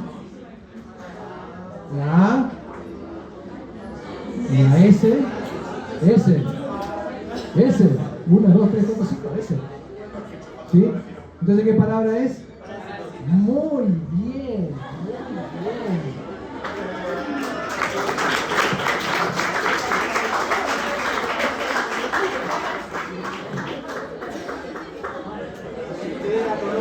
Ustedes conocen a Alejandra Parra es nuestra psicopedagoga. Está en el SOE, ustedes la ven ahí con la web. Y Alejandra comparte estas cosas con nosotros y se pone re contenta cuando alguno de nosotros hace esto. ¿Sí? Entonces es como que ella, su tarea no tiene nada que ver con la nuestra, o sea, está para otra cosa. Pero es tan fascinante el mundo que ella maneja de la pedagogía que uno se queda aprendido. Tengo un montón de estas, vamos a poner en cada clase alguna de distintas formas para que podamos practicar esto. Pero la idea es producir este quiebre y poder continuar. ¿Sí? Bueno, muy bien. Entonces, ahora viene un tema. ¿Sí? Sí.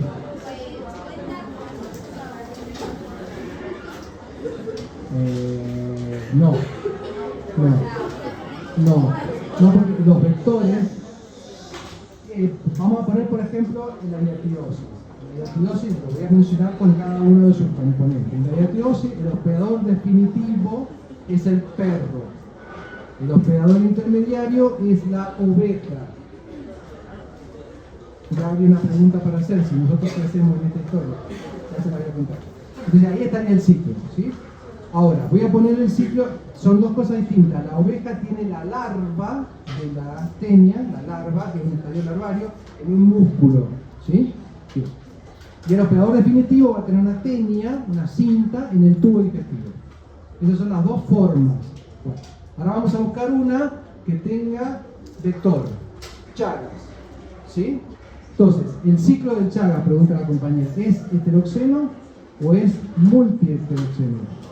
En el caso del Chagas no es ninguno de los dos. ¿Por qué? Porque el estadio sería de los últimos, el mismo estadio en cada uno de los hospedadores.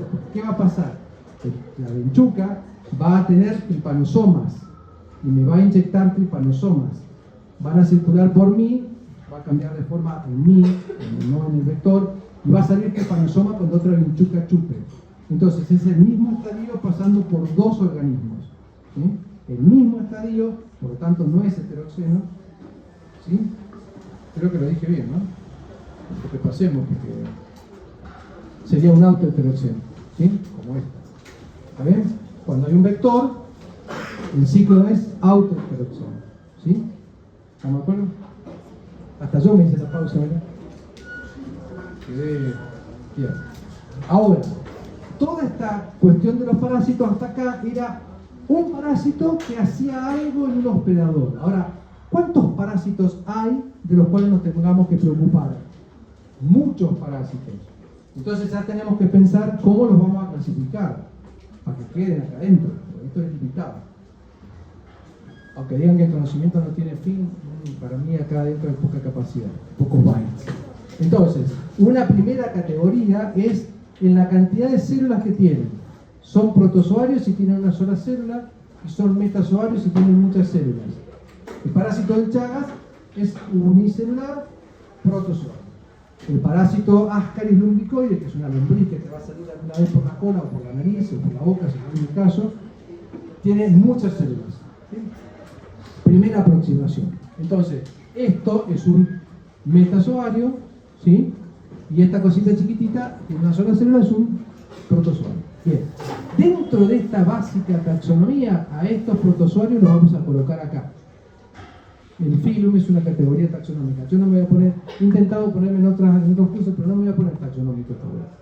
Voy a hacer unos comentarios sobre los nombres, pero no me voy a poner taxonómico, porque realmente es denso, ya me he dado cuenta que es denso. Entonces, esto es una categoría, no importa, sería como de la primera generación a la última generación, como lo vamos clasificando. Esta sería una de las primeras. El primero es el reino, ¿sí? Listo. Entonces, estos vienen acá. Los nematodes, los platelmintos, que son gusanos chatos, lo de plati es por plato, chato, ¿sí? No es exactamente la etimología, es pedagógica. Y en los artrópodos. Todos estos son metazoarios, pero pertenecen a 3 categorías distintas, tienen formas distintas. Estos son redondos, estos son chatos y estos son segmentados. Patas, ganchos, arañas y demás. Todos, según la vieja teoría evolutiva, venimos de un tronco común. Nuestros bichos de este módulo van a estar ubicados en estas ramas, ¿sí? Fíjense que son todos eucariotas, o sea, son células completas, no son como las bacterias, ¿sí? Y estamos bastante arriba, acá sale el hombre, estamos bastante arriba en la cadena evolutiva, y estamos bastante lejos de las formas más primitivas, ¿sí? O sea, son parásitos bastante evolucionados, aunque algunos de ellos no lo sean tanto. Esto es lo que vamos a aprender en este módulo. Despacito, tranquilito, sin que nos apuren, vamos a hacer esta clasificación. Los parásitos para nosotros van a ser unicelulares o pluricelulares, o metazoarios, como quieran decir. Va a haber 2 grandes ramas, los protozoarios, que van a tener los grupos de los flagelados, los grupos de las amebas y los coccidios, muy simplificado. Los pluricelulares se van a dividir en helmintos, gusanos, sí, se puede usar, pero más técnico es helminto, y artrópodos, ¿sí? Dentro de los helmintos vamos a tener gusanos redondos, que son los nematodes, gusanos planos, que son los platelmintos, y los platelmintos como gusanos planos van a ser de 2 categorías. Cinta continua son los estodes y una sola etiqueta son los trematodes, ¿sí? Antes usaba otros símiles, pero como ya no existen más no los puedo usar. Antes decía como una tira de estampilla, pero ustedes no deben haber visto una estampilla en muchos años, a menos que sean filatelistas, y después jugaba con la tira de los premios en los jueguitos del Playland, pero ya casi tampoco se usa, así que no sirve de nada. Y dentro de los artrópodos vamos a tener 3 pares de patas insectos, 4 pares de patas arácnidos. Y ahí los metimos prácticamente a todos, ¿sí? Si me escuchan mis compañeros de la facultad, me pegarán un cachetazo por haber hecho esto, pero bueno. Mientras sirva, ahí tienen una ameba, ¿sí? Ahí tienen un flagelado. Flagelo es esta estructura móvil, las bacterias también tienen flagelo, y cuando hay flagelo hay movilidad, siempre. Estos también se mueven, pero se mueven más despacito. Los coccidios, que no sabemos mucho de su movilidad, los nematodes, que son gusanos redondos, los estodes, que son tiras planas, los trematodes, que son como una hoja, y los artrópodos. Fíjense que vamos desde micras, que es una unidad que equivale a la 10 a la menos 6 metros, o sea, la micra es 1000 veces más chica que 1 milímetro, y vamos hasta tamaños de alrededor de centímetros a metros.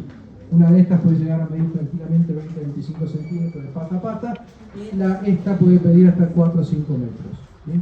La gran variedad y disparidad de tamaños. ¿Cómo son? Simples. El parásito sacrifica todo en honor a la eficacia. Entonces, no tienen órganos de los sentidos. Si hay un sistema rudimentario, nervioso es rudimentario. ¿Para qué va a servir? Solamente para dirigirse a un estímulo. ¿Sí? Pueden tener un aparato digestivo, pero en general también son muy cortitos, muy pequeñitos. Algunos, como las tenias, absorben por la cutícula, o sea que no hay boca, no hay ano, no hay nada. Estos ya tienen una distribución ano-excretor.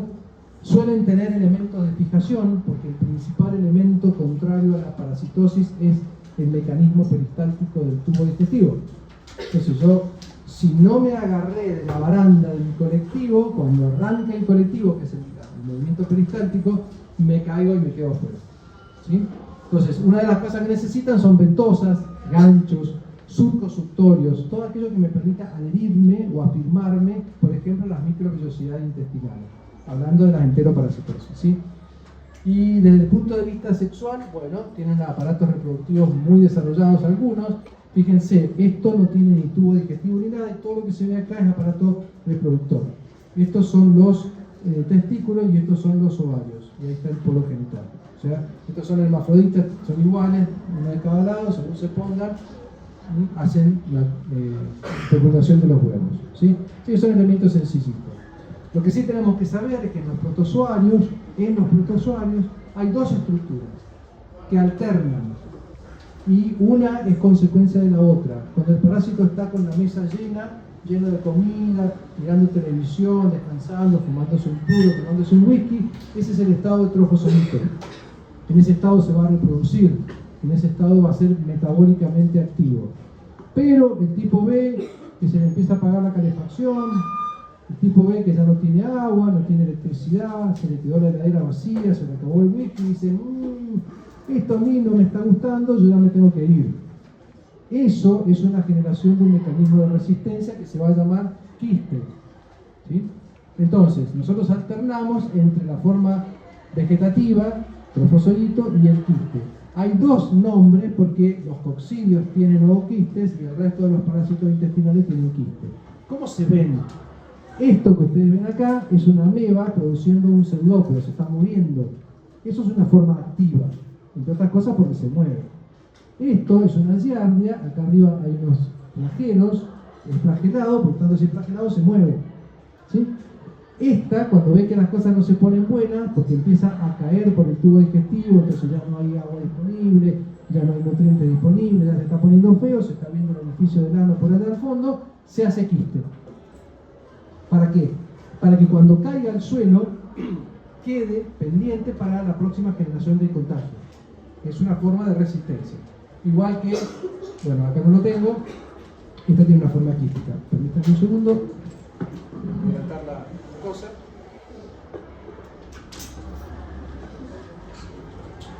Esto es los protozoarios. ¿Qué pasa en los parásitos más complejos? En los parásitos más complejos aparecen otros estadios. Acá no entra un ovario, pero una sola célula. Ahora, si yo tengo un parásito grande, ahí me puedo meter un ovario. Y un ovario puede producir huevos. Y un huevo puede ser fecundado, con lo cual produce una larva y eso produce un adulto. Entonces, en estos gusanos planos hay huevos. Esto se llama una forma intermedia que es la oncosfera. Hay larvas y hay adultos. Y lo mismo para los trematodes, les puse los tamaños para que vean más o menos. Estos en general son elementos infectantes. En general. Y las larvas también son elementos infectantes. Entonces, cuando lleguemos a ese lugar, vamos a ver que en lugar de tener un elemento que me puede infectar, tengo dos elementos que me pueden infectar. Y si tengo dos elementos que me pueden infectar, es probable que tenga dos patologías distintas, lo cual complica un poco más el problema. ¿Qué pasa con los nematodes? Los nematodes nacen de un huevo. Hay una gran variedad de larvas. Fíjense que los taxónomos las nombran como L1. No les interesa a ustedes no lo tienen que saber. Voy a hacer una sola excepción en este concepto, que son los torgiloides, que tienen dos larvas y son importantes para el diagnóstico. Bien, las larvas pueden tener distintos tamaños. Fíjense acá, glóbulos rojos, es una larva. Músculo, otra larva. Y después tienen los adultos. Los adultos copulan, ponen huevo y salen larva. Hay un ciclo, ¿ven? Un ciclo biológico. Bien. Y faltan los artrópodos, que los artrópodos generalmente todos salen de huevo y tienen un proceso que se llama, ustedes lo conocen, se llama metamorfosis, la famosa mariposa, la crisálida, ¿sí? Por eso, acá son metamorfosis incompletas porque las formas son todas parecidas a lo largo del ciclo. Huevo, larva, ninfa, adulto. Los mosquitos son iguales, las vinchucas son iguales, y eso después va a tener importancia para la prevención, para la profilaxis. Ahora, ya definimos cuáles son nuestros parásitos, mostramos un poquito de la variedad, un poquito nomás de la variedad, entonces ahora nos interesa saber qué va a pasar cuando ese parásito se encuentre con el humano. Ese encuentro que no queremos, pero que se va a producir igual. Bueno, ¿de qué va a depender? Va a depender de montones de cuestiones. ¿Cuántos parásitos salen del ambiente? ¿Y cuántos hospedadores hay en el ambiente? Imaginen ustedes en el campo una garrapata, para hacer un ejemplo grande, una garrapata, en un campo con 1000 vacas. ¿Cuántos animales van a estar afectados? Porque la garrapata de sumo se subirá uno. Las variables geográficas, ese parásito se adapta a la humedad extrema, clima. Se adapta a los 4500 metros, altura. ¿Sí? Se adapta a la zona geográfica, contemplando el globo terráqueo con latitud y longitud. Cuando todo esto da que sí, entonces voy aumentando la probabilidad de que el parásito llegue al hospedador. Alta densidad parasitaria, alta densidad de hospedadores, contacto inevitable. ¿sí? Después, para cuando el parásito llega a encontrarse con el hospedador, tiene que haber un mecanismo para que le permita validar al parásito su hospedador. Tiene que haber un reconocimiento. Generalmente ese reconocimiento se hace por ligando receptor, lo han visto en inmunología y lo van a ver acá con las bacterias, o por fenómenos quimiotácticos. El parásito olfatea a su hospedador para ir a buscarlo. Y ahí no termina el tema. Ahí solamente hemos puesto algunas variables que después van a converger acá. ¿Qué tipo de ciclo tengo? Tengo un ciclo indirecto que necesito un vector. Entonces, ¿qué tengo que sumar? ¿Cuántos vectores hay? El clima es apropiado por el vector va a estar todo el año, cuando hace frío se guarda, cuando está en invierno cuando está en verano se reproduce mucho. Entonces, del tipo de ciclo me cambia esto. La densidad de los estadios parasitarios, cuántas veces se pudo reproducir el parásito, la diversidad de hospedadores, fíjense en este diagrama es para la interacción de la malaria, fíjense que acá hay monos, ratas, sí, hay personas. ¿Cuáles son los hospedadores habituales? ¿Hay algún hospedador que sea inhabitual, accidental, pero que pueda aumentar el número de parásitos en el entorno? Bueno, todo esto tiene que pasar para que yo me encuentre con un parásito. Entonces, me pregunto, ¿cuántos parásitos hay? ¿Cómo se distribuyen? Acá hay más, allá hay menos. ¿Dónde? Bueno, eso va a depender estrictamente de la distribución geográfica del parásito, la distribución geográfica del hospedador y el entorno. Imagínense, hay algunos parásitos de peces de agua dulce de Vietnam, que son propios de Vietnam. ¿Cuál es la probabilidad de que yo me agarre una de esas parasitosis?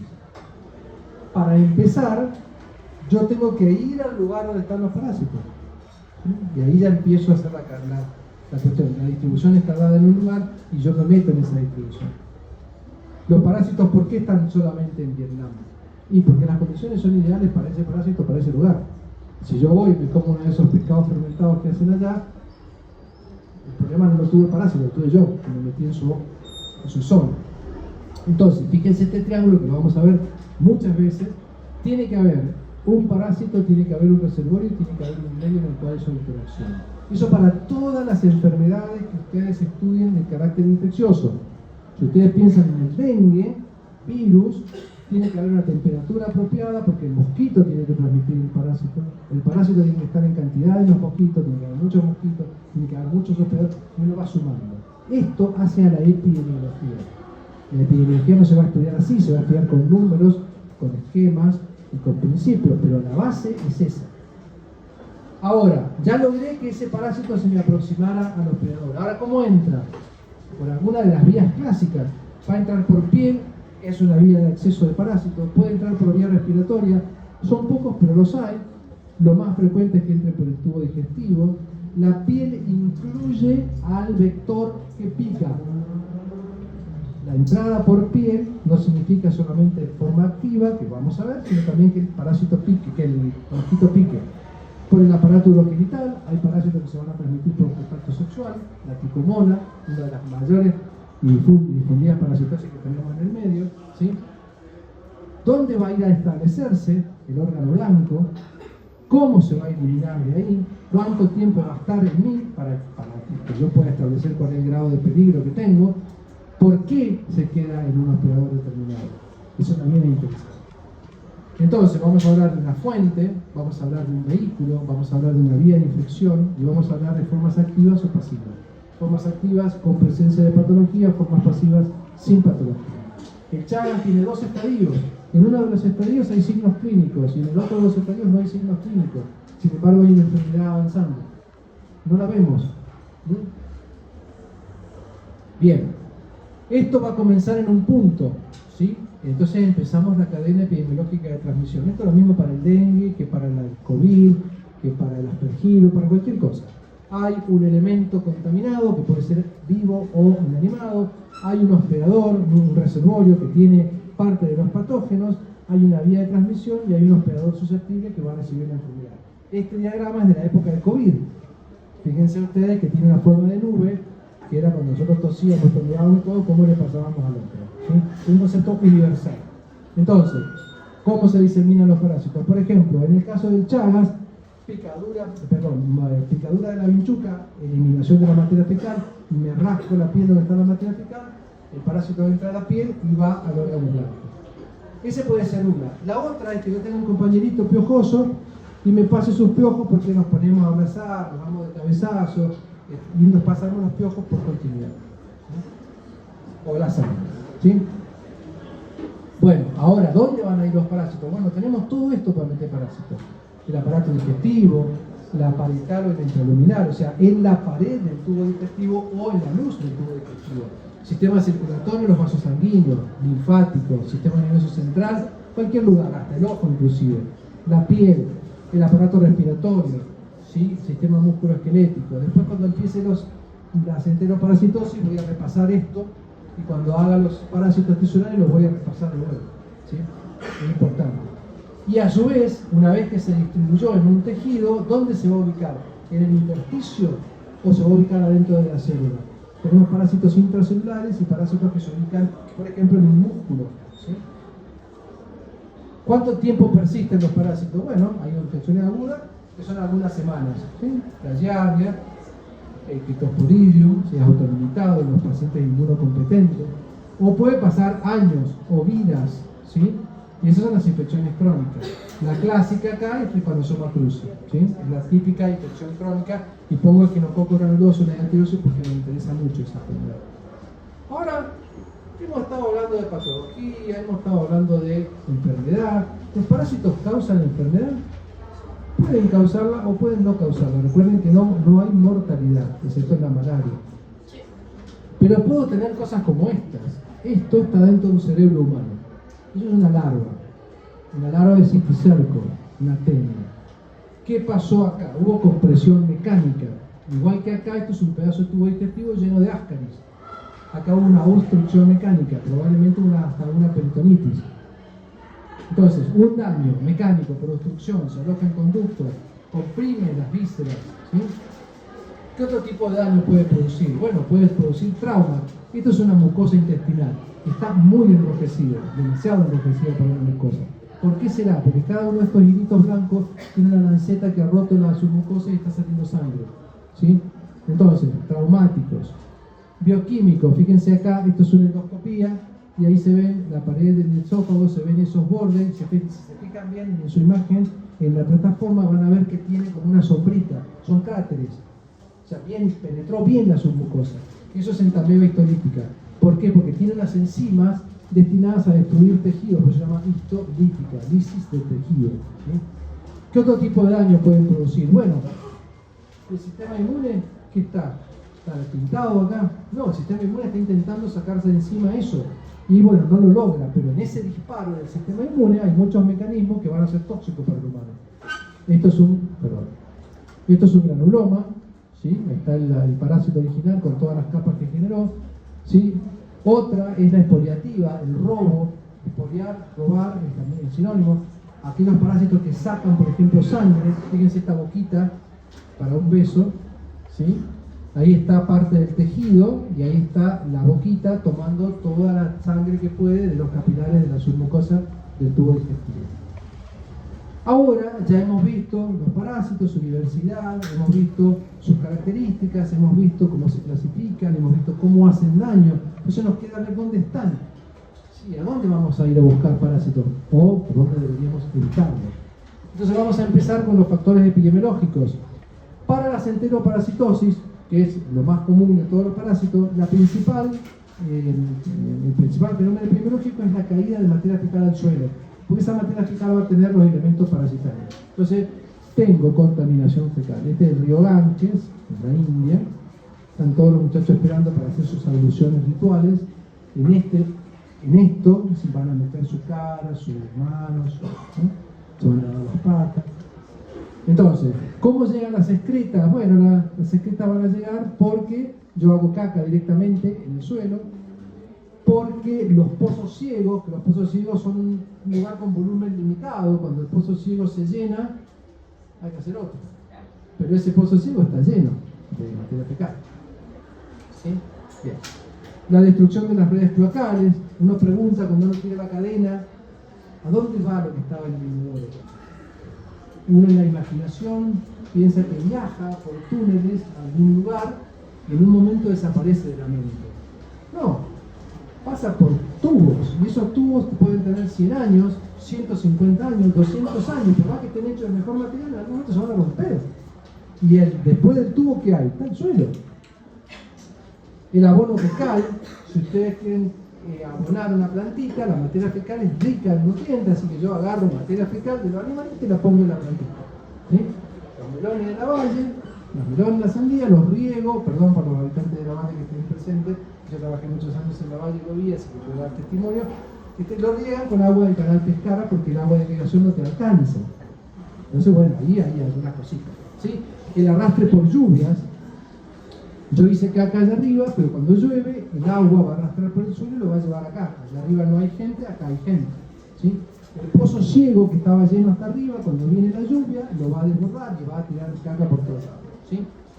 Entonces, hasta acá lo que tengo es llegada de caca al suelo con huevos o quistes, elementos parasitarios. Ahora, de ahí, ¿cómo llegan después a mí?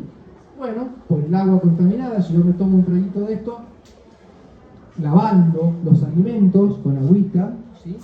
Por la piel, por la transmisión fecal oral, esta fruta mal lavada me va a meter parásitos adentro, hay casos de frutillas que han transmitido parásitos, hay casos de verduras de huerta que han lechuga y otras plantas, personas que manipulan los alimentos sin higiene en las manos. Esto no es posible, doctor, ¿cómo va a pasar? Y sí, es posible, discúlpenme por lo gráfico, pero si yo estoy empaquetando alimentos y me rasco y después sigo manipulando los alimentos, son riesgos. Los zapatos, cada uno de nosotros los zapatos tiene lo que se llama la máquina procesadora de materia fecal más perfecta de la naturaleza, en el decir de don Miguel Gior, un colaborador de Massa, a quien tuve el honor de conocer en su momento. Bien, y después, ¿qué más? Bueno, ahí estamos viendo cosas bastante urbanizadas, bastante humanizadas. Vamos a ver qué pasa más allá.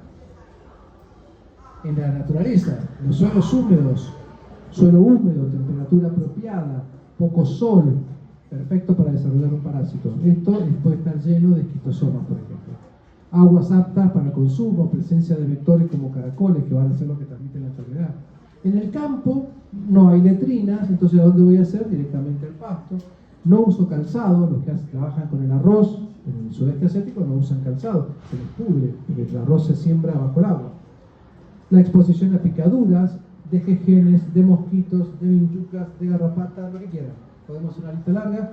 Contacto con ganado, en este caso nuestro ganado, en este caso los animales silvestres, pero les dije que para los parásitos el alambrado no existe. ¿Sí? Después otro factor es la cultura y la higiene.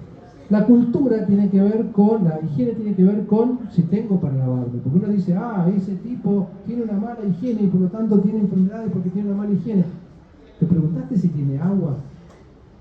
¿Te preguntaste si tiene sanitario? ¿Te preguntaste esa persona, cómo vive? Una dimensión muy importante que ustedes deben aprender de un paciente es la dimensión humana, que tiene que ver con sus posibilidades, con sus escaseces, tiene que ver con sus cuestiones religiosas, tiene que ver porque las religiones también influyen en los alimentos. Entonces, en la dimensión humana de los pacientes es muy importante y puede llegar a representar una gran parte de la anamnesis en una enfermedad. ¿Sí? Entonces, en la ausencia de conocimiento, por ejemplo, en este caso con la mala higiene, uno decía, ese no se lava porque no tiene agua. Entonces el tipo, si tuviera muchos conocimientos, podría tener maneras de buscar el agua, de hacer un destilador solar o de hacer algún tipo de procedimiento para conseguir agua. ¿Sí? Si yo no tengo gente con educación, no voy a tener gente resolviendo estos problemas. Nivel socioeconómico inferior, a veces no sabemos ni leer ni escribir, o sea que las indicaciones que me dan a mí para prevenir una enfermedad no las puedo leer. Las costumbres alimenticias, los alimentos que yo consumo, cómo los preparo, qué riesgo de contaminación tienen, ¿sí? ¿Qué agua bebo? ¿Bebo el agua de estos pozos? Esto está así hasta la próxima temporada de lluvias. Esto no se sanitiza cada tanto, no se le echa lavandina. Esto está así hasta la próxima temporada. ¿Cómo como la carne? ¿La como cruda o la como cocida? ¿Cómo la como tiernita? Eso es importante para adquirir algunos parásitos. ¿Qué otra cosa consumo? ¿Consumo pescados? ¿Los parásitos pueden ir a los pescados? Claro que sí. ¿Consumo crustáceos? Cangrejos, canicama, pueden estar contaminados. ¿Consumo anguilas, por ejemplo, sí pueden estar contaminadas. Ya les voy a contar muchas veces historias. ¿Sí? Después hay otros factores. Esa dimensión humana que yo les planteaba del paciente tiene que ver muchas veces con la forma de vida que tiene, si vive bien o vive mal. Hay gente que vive mal, ¿sí? Entonces, muchas veces nos movemos de zonas que son endémicas de parásitos a zonas que son no endémicas, llevándonos los parásitos en el intestino. O nos movemos sanos, sin parásitos en el intestino, pero nos vamos a otro lugar donde está lleno de parásitos. ¿Lo hacemos porque queremos? ¿Porque somos fanáticos? No, a veces nos vamos porque la situación en nuestro país, por guerras, por catástrofes naturales, por terremotos, por inundaciones, nos obligan a movernos.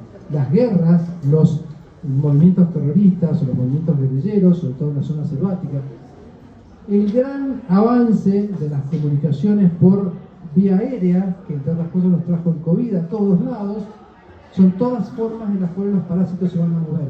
No se van a mover ellos, se va a mover la gente. Y al moverse la gente, se van a mover los parásitos. O nos vamos a mover hacia los parásitos. ¿Qué pasa entonces con los parásitos en sí? Yo podría pensar que estos parásitos son cosas tan elementales, tan primitivas, tan poca cosa, que no van a durar nada. No, desgraciadamente han evolucionado para durar. Una de las principales cosas es que se reproducen como nosotros jamás lo podríamos llegar a soñar. Una sola hembra de Ascaris lumbricoides pone 200.000 de estos huevitos por día. ¿Cuánto necesito yo para infectarme con un Ascaris? Un huevito. Con uno solo. O sea, una plaza que tenga 200.000 huevitos es un lugar seguro para ganarse una ascariasis. Una hembra de Necator, que son estos, los Necator y los acilotomas son un problema en toda la franja ecuatorial porque son los principales productores de anemia, chupan sangre de manera espantosa. Bueno, cada una de estos ponen entre 30.000 y 100.000 la hembra. Si contaminan espacios verdes, imagínense ustedes la carga. Una hembra de Trichuris pone 7.000 de estos, un prolótide de tenia, un pedacito de la tenia, un segmento de la tenia, puede llegar a tener entre 30 y 80.000 huevos. Realmente nos ganan terriblemente. Fíjense, no lo voy a leer completo, pero Giardia, 900 millones de quistes por día, por paciente. Eso, recuerden que iba al inodoro, no hay problema, pero el inodoro no sabemos nunca dónde termina, ¿sí? Y otras cosas más, son muy hábiles para sortear, para escapar a la respuesta inmunitaria de los hospedadores. Entonces, tenemos una capacidad para evadir la respuesta inmune. Creo que ustedes no pueden ver nada ahí, me parecería a mí, no está seteado. Bueno, no funcionan los antibióticos, solamente los antiparasitarios. Los quimioterápicos que usamos como antiparasitarios son tóxicos para el hígado, o para el oído, o para el vaso. No hay vacunas y es muy difícil desarrollar vacunas porque una de las características de los parásitos es que cambian la cubierta, sobre todo los protozoarios. Por eso no tenemos vacuna para el Chagas y todas esas cuestiones. ¿Cómo me infecto yo? Y con muy poco. Fíjense que con un huevo de minto ya estoy infectado. Con 10 quistes de protozoario, ¿se acuerdan? La Giardia, 900 millones por día. Yo solamente con 10 ya me infecto. Entonces uno podría decir, Dios, ayúdame, dime que estos van a durar poco en el medio ambiente, para que si son muchos, por lo menos que se mueran todos y rápido. No. Fíjense ustedes, un quiste de Giardia puede durar 60 días en el suelo, aún en estas condiciones de sol y de sequedad. Un huevo de Trichuris puede durar 18 meses, un huevo de Ascaris hasta 9 años. Una plaza o un campo que esté rociado de todo elemento tiene un potencial patogénico muy alto. Chipi. Depende. Un cierto calor, sí, por eso la mayor cantidad de las parasitosis se distribuyen en el círculo ecuatorial. Temperaturas por encima de 25 grados son muy favorables para la parasitosis. Temperaturas muy bajas no son buenas y temperaturas muy altas tampoco, porque los metabolismos que tenemos son similares. Las proteínas se coagulan en la misma temperatura y demás. Pero si en general las parasitosis se establecen en franjas de temperaturas relativamente altas para nuestra zona, por ejemplo. A pesar de que nosotros también tenemos parasitosis. Bueno, entonces, frente a este terrible panorama que les acabo de explicar y con detalle les he dicho que los parásitos, que esto y lo otro, bueno, hay que diagnosticarlo. Pues. Lo único que nos queda a nosotros es encontrar la enfermedad y diagnosticarlo. ¿Podemos hacer eso? Sí. pero requiere un trabajo detectivesco, requiere muy buenos Sherlock Holmes o equivalente. ¿Por qué? Porque hay que relacionar permanentemente, otra vez el triángulo, la clínica con la epidemiología, con los estudios complementarios de laboratorio. Siempre hay que hacer eso. Vos tenés un tipo que dice que tiene dolor abdominal, que le salen unas cosas blancas en la materia fecal, lo primero que le preguntaría es: ¿qué comes? ¿Comes carne? ¿Comes carne cruda? ¿Qué estoy haciendo? Yo lo hago un taquito, pero hace mucho que lo hago, pero cuando uno empieza a trabajar en esto, tiene que empezar a pensar en esto. ¿Qué estoy haciendo? Estoy usando la epidemiología frente a la clínica. Tengo un síntoma compatible con una parasitosis intestinal y quiero saber si tiene riesgo de tenias. Y hago la pregunta respecto a esto. ¿Sí? ¿Qué tipo de agua tenés en tu casa? Agua de pozo. Ahí agrego otro dato más en la epidemiología. ¿Y por qué estoy haciendo eso? Porque conozco perfectamente los ciclos biológicos de los parásitos que les pueden estar causando la enfermedad. Cuando yo me paro frente a la clínica, establezco mi diagnóstico presuntivo y empiezo a pensar. Pienso de esta manera. ¿Y después qué hago? Uso al laboratorio y uso al radiólogo, o al ultrasonografista, o al que hace el remedio. ¿Sí? Entonces, ¿se pueden diagnosticar? Claro que se pueden diagnosticar. ¿Hay que diagnosticarlas? Claro que hay que diagnosticarlas. Y entonces, ¿por dónde arrancamos? ¿Hay un criterio de diagnóstico de certeza? Puede ser o no, según cómo se manejen todas las variables. A veces sí, tenemos la certeza de que es esto, y a veces no, y tenemos que hacer más estudios. Entonces, ¿de qué depende ese criterio? De la epidemiología, dónde vive, qué hace, cómo trabaja. El paciente, como todas las personas, tiene una biografía, una historia. Esa historia incluye, por ejemplo, lo laboral. ¿En qué trabaja? Y es un hachero en el monte chaqueño. Bueno, me imagino que serán las medidas de protección personal. La camisa de mangas largas, el gorro. Doctor, trabajo 8 horas a 40 grados en el medio del monte. ¿Qué camisa? ¿Qué gorra? ¿Qué protección? ¿Sí? Su biografía laboral les está diciendo un montón de cosas respecto a lo que pueden ser los agentes patógenos para esa persona. ¿Qué muestra emplear? Bueno, ¿qué muestra puedo emplear? Lo primero que hay que pensar es la menos invasiva. Siempre la muestra para un diagnóstico tiene que ser la menos invasiva. ¿Sí? Entonces, debo conocer el ciclo del parásito para saber dónde puede haber una muestra menos invasiva. Las enteroparasitosis son fantásticas. En el ciclo del parásito entra por la boca, sale por el ano. ¿Cuál es la muestra menos invasiva y más barata para obtener? Materia fecal. ¿Sí? En el Chagas, es un parásito interno, un endoparásito, va a andar por la sangre. Bueno, lo menos invasivo es que le saque sangre, con las técnicas que tenemos habituales. Y ahí lo mejor es poner el parásito. ¿Sí? En el caso de una meningitis, materia fecal no puedo usar, sangre podría, pero en realidad se usan líquidos encefalorraquídeos, como dijeron acá adelante. Y no es la muestra más sencilla que puedo obtener, es la muestra necesaria que yo puedo obtener de manera más sencilla. ¿Sí? Entonces el conocimiento de los ciclos es fundamental. La asignación del paciente a un grupo de riesgo, ¿inmunocompetente o inmunosuprimido? Si inmunosuprimido, empiezo a pensar varios ciclos biológicos acá de otro parásito. Tengo que agregarlos. Las características estructurales y funcionales del parásito. ¿Qué tipo de lesión estoy viendo? Estoy viendo una lesión por compresión. Estoy pensando en un parásito de gran tamaño. ¿Sí? Una lesión cerebral en una RMN, estoy pensando en algo o muy grande o, según el tipo de lesión, puede ser un parásito protozoario que esté produciendo una caverna. Todo eso hay que relacionarlo. Entonces, nosotros estamos irremediablemente, la Argentina está irremediablemente perdida. ¿Cuándo tenemos que estudiar los parásitos? Bueno, ya que somos una zona neotropical y que la transmisión efectiva aumenta la posibilidad de tener parasitosis, también somos un área endémica para muchas enfermedades y van a aparecer nuevas enfermedades que ya las estamos llamando parasitosis emergentes y reemergentes. Ya tenemos nombre y todo. ¿Sí? Entonces, tampoco podemos soslayar la pobreza, porque nosotros todavía somos un país más o menos subdesarrollado. ¿Cuándo debemos estudiar los parásitos? Siempre. Siempre, siempre, siempre. ¿Sí? Bien, entonces va a venir ahora un tema. ¿Cómo diagnosticamos? ¿Se banca en el último tramito? Es cortito. Entonces ahora, ¿cómo lo diagnosticamos? Nos habló de que pueden estar en el estómago, pueden estar en los pulmones, pueden estar acá, pero ¿cómo hago yo para acceder a ese parásito? Bueno, entonces ahora viene la parte más práctica para mí, que es la parte del diagnóstico parasitológico. Para cada materia, en realidad no teníamos una materia, tenemos un módulo que era solamente diagnóstico, pero no sé quién lo está dando ahora. Entonces, por las dudas, yo cubro este aspecto, pero debería haber un módulo de diagnóstico indirecto y uno de diagnóstico directo. Por las dudas, lo vemos acá.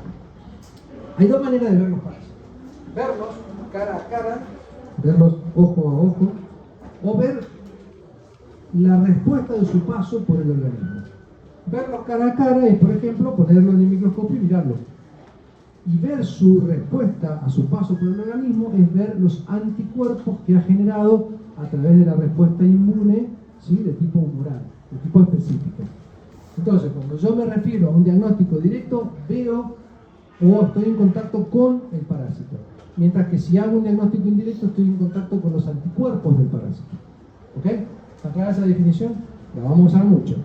¿Y qué es lo que queremos hacer? Bueno, queremos identificar el parásito con la máxima sensibilidad posible. No voy a dar la definición estadística de sensibilidad, voy a dar un ejemplo, una idea concreta. No quiero que se me escape ningún parásito, eso es sensibilidad. ¿Sí? Entonces, no quiero que se me escape ninguna oveja en el corral. Pero por ahí, como yo estoy mirando que no se me escape ninguna oveja, se me puede pasar el perro por entre las patas de la oveja. Eso es sensibilidad. Poco sensible.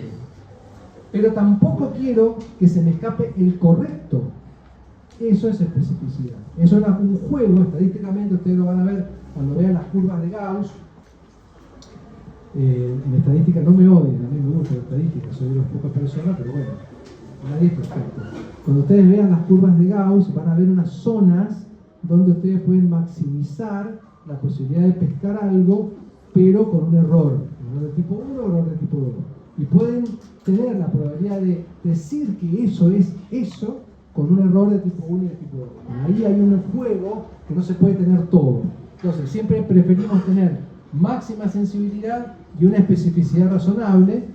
O sea, yo estoy detectando, por ejemplo, anticuerpos para el virus del HIV, ¿sí? Pero algunos retrovirus, aparte del virus del HIV, podrían dar una reacción cruzada a los anticuerpos. Entonces, ¿qué prefiero? Pescar todo. No importa si son retrovirus y HIV o son HIV solo. ¿Por qué? Porque lo que voy a estudiar es muy grave, entonces después tendré que ver cómo lo confirmo. Pero lo que me interesa es pescar todo. Ese es el pensamiento del banco de sangre. En el banco de sangre prefiero tirar una bolsa de sangre que meterle un chagas a un paciente. ¿Se entiende la idea? Máxima eficacia diagnóstica con la menor invasividad. ¿Cuál es la mejor técnica para observar este parásito? Y es taladrando en el cráneo y meter una aguja. Es la mejor técnica, pero tiene un pequeño problema. Es muy invasiva. Entonces, ¿habrá algún otro método? Bueno, podemos probar, a ver si lo vemos. Ese color aquí, hacemos imágenes, hacemos resonancia. Entonces, para usar los métodos con estos criterios, vamos a tener que pensar en qué etapa estamos de la infección, porque eso me va a decir si lo voy a encontrar o no lo voy a encontrar primero. Y si lo voy a encontrar, me va a decir dónde lo voy a encontrar. Eso es el dónde, la localización. ¿Hay una respuesta o no hay respuesta? ¿La respuesta inmunitaria me sirve o no me sirve? A veces la respuesta inmunitaria no sirve para hacer diagnóstico. A veces la respuesta inmunitaria no sirve para curar. Tenemos anticuerpos pero no son curativos. Y eso me va a definir el tipo de muestra y el momento de su obtención. Entonces, en el diagnóstico de las enteroparasitosis tenemos métodos directos. ¿Qué dijimos que era un método directo? Ver cara a cara el parásito. Acá tienen un Trypanosoma cruzi, ¿sí? Estos se llaman métodos parasitológicos. Los métodos directos son métodos parasitológicos, ¿sí? ¿Cuáles son? Bueno, podemos poner sangre en un capilar y mirarla al microscopio. Podemos poner sangre en un tubo, centrifugarla y separarla. Podemos hacer una técnica la misma técnica esta con mayor volumen, o podemos hacer biología molecular que enseguida les muestra. ¿Cuándo uso un método directo? Pensando en el ciclo biológico del parásito, en un momento en el que el parásito esté pasando por sangre o esté pasando por el tubo digestivo, por la materia fecal. Entonces debo conocer el ciclo del parásito. En este caso, para un Chagas, las primeras semanas próximas a la picadura de la vinchuca, porque después ya empieza a desaparecer. O sea, hay una ventana donde yo puedo hacer esto, ¿sí? ¿Cuándo usar un método directo? Por ejemplo, con un Chagas agudo. ¿Y cuándo hay Chagas agudo? Cuando es vectorial, cuando es la vinchuca la que pica, fuera, cuando es la bichuca la que pica, cuando es la mamá que se lo pasa al bebé. Transfusional, fíjense que lo más importante grande, lo más esta es sacada de la clase de Chagas, así que para mostrarles que lo vamos a ver también. Entonces hay métodos directos. ¿Qué es un método directo? Es la búsqueda del parásito o partes del parásito que puedan ser localizadas en alguna muestra apropiada. ¿Cuáles son las muestras apropiadas? Lo que ustedes quieran.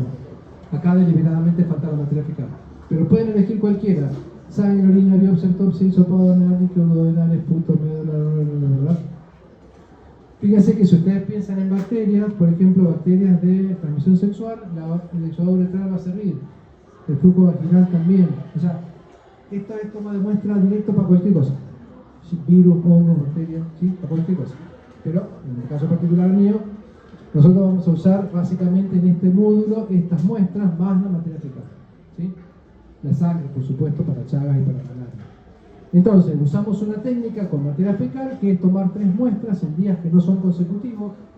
Semana empieza el lunes, miércoles, viernes, tomo la muestra. La pongo en un frasco, la llevo al laboratorio, uso una técnica con conservadores porque los parásitos se van a degradar con el tiempo, son muchos días que van a estar, ¿sí? Esto es nada más que técnica. Y en un frasquito la junto, bueno. ¿Y qué hago después con eso? Bueno, la revuelvo con un líquido diluyente, le hago un examen macroscópico, ahí adentro puede haber un pedazo de tenia, yo ya tengo un elemento para identificarla. Puedo hacer un examen microscópico directo, saco de acá, pongo gotitas, le pongo un colorante y trato de ubicar esto, que es un elemento parasitario. Hago un examen previo enriquecimiento. Yo pienso que las partículas parasitarias son pequeñitas y ya están en una materia fecal muy dispersa, entonces lo que hago es concentrarlas por centrifugación. Las mando todas al fondo de un tubo.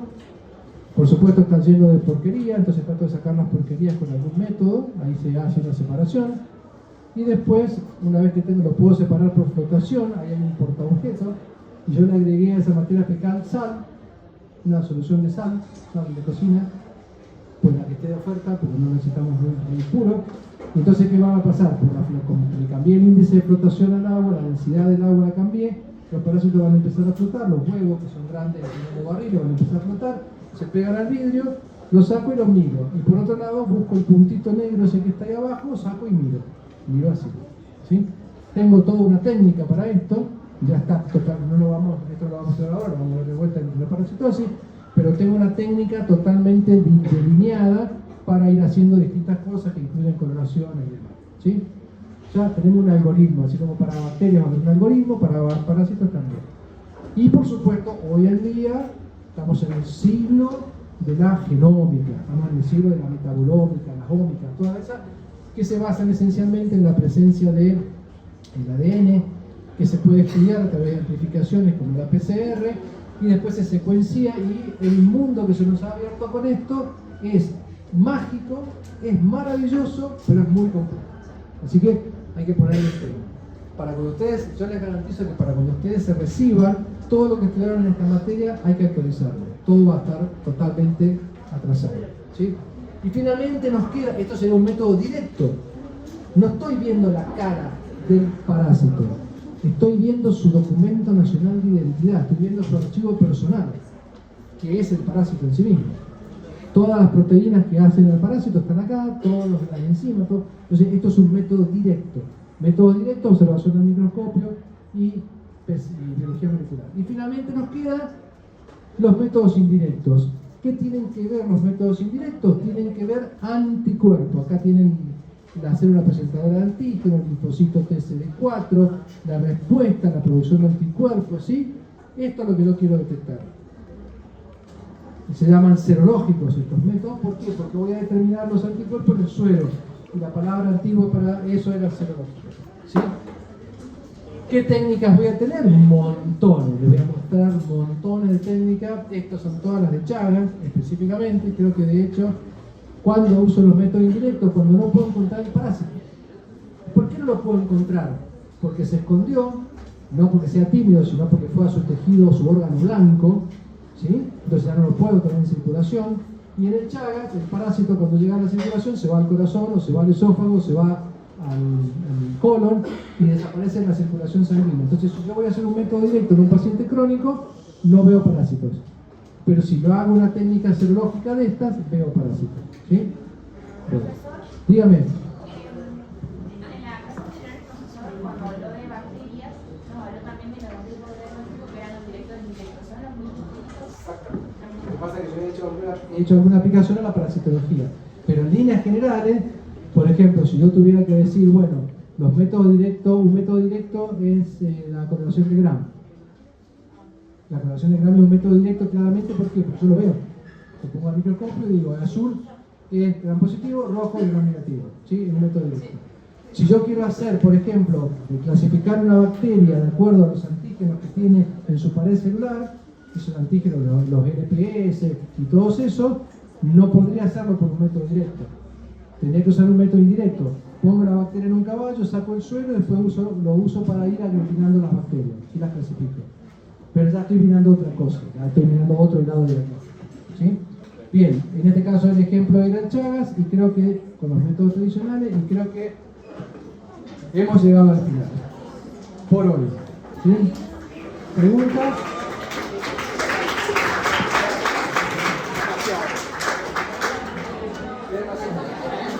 ¿Preguntas, dudas, comentarios? ¿Quieren compartir alguna experiencia? ¿Les ha salido alguna tenia por el ano? ¿Les ha salido algún embarazo por la nariz? ¿Han tenido algún familiar? ¿Han hecho algo? Si tienen fotos, compartan. Si tienen pacientes, también compartan. Bueno, chicos, nos vemos la semana que viene.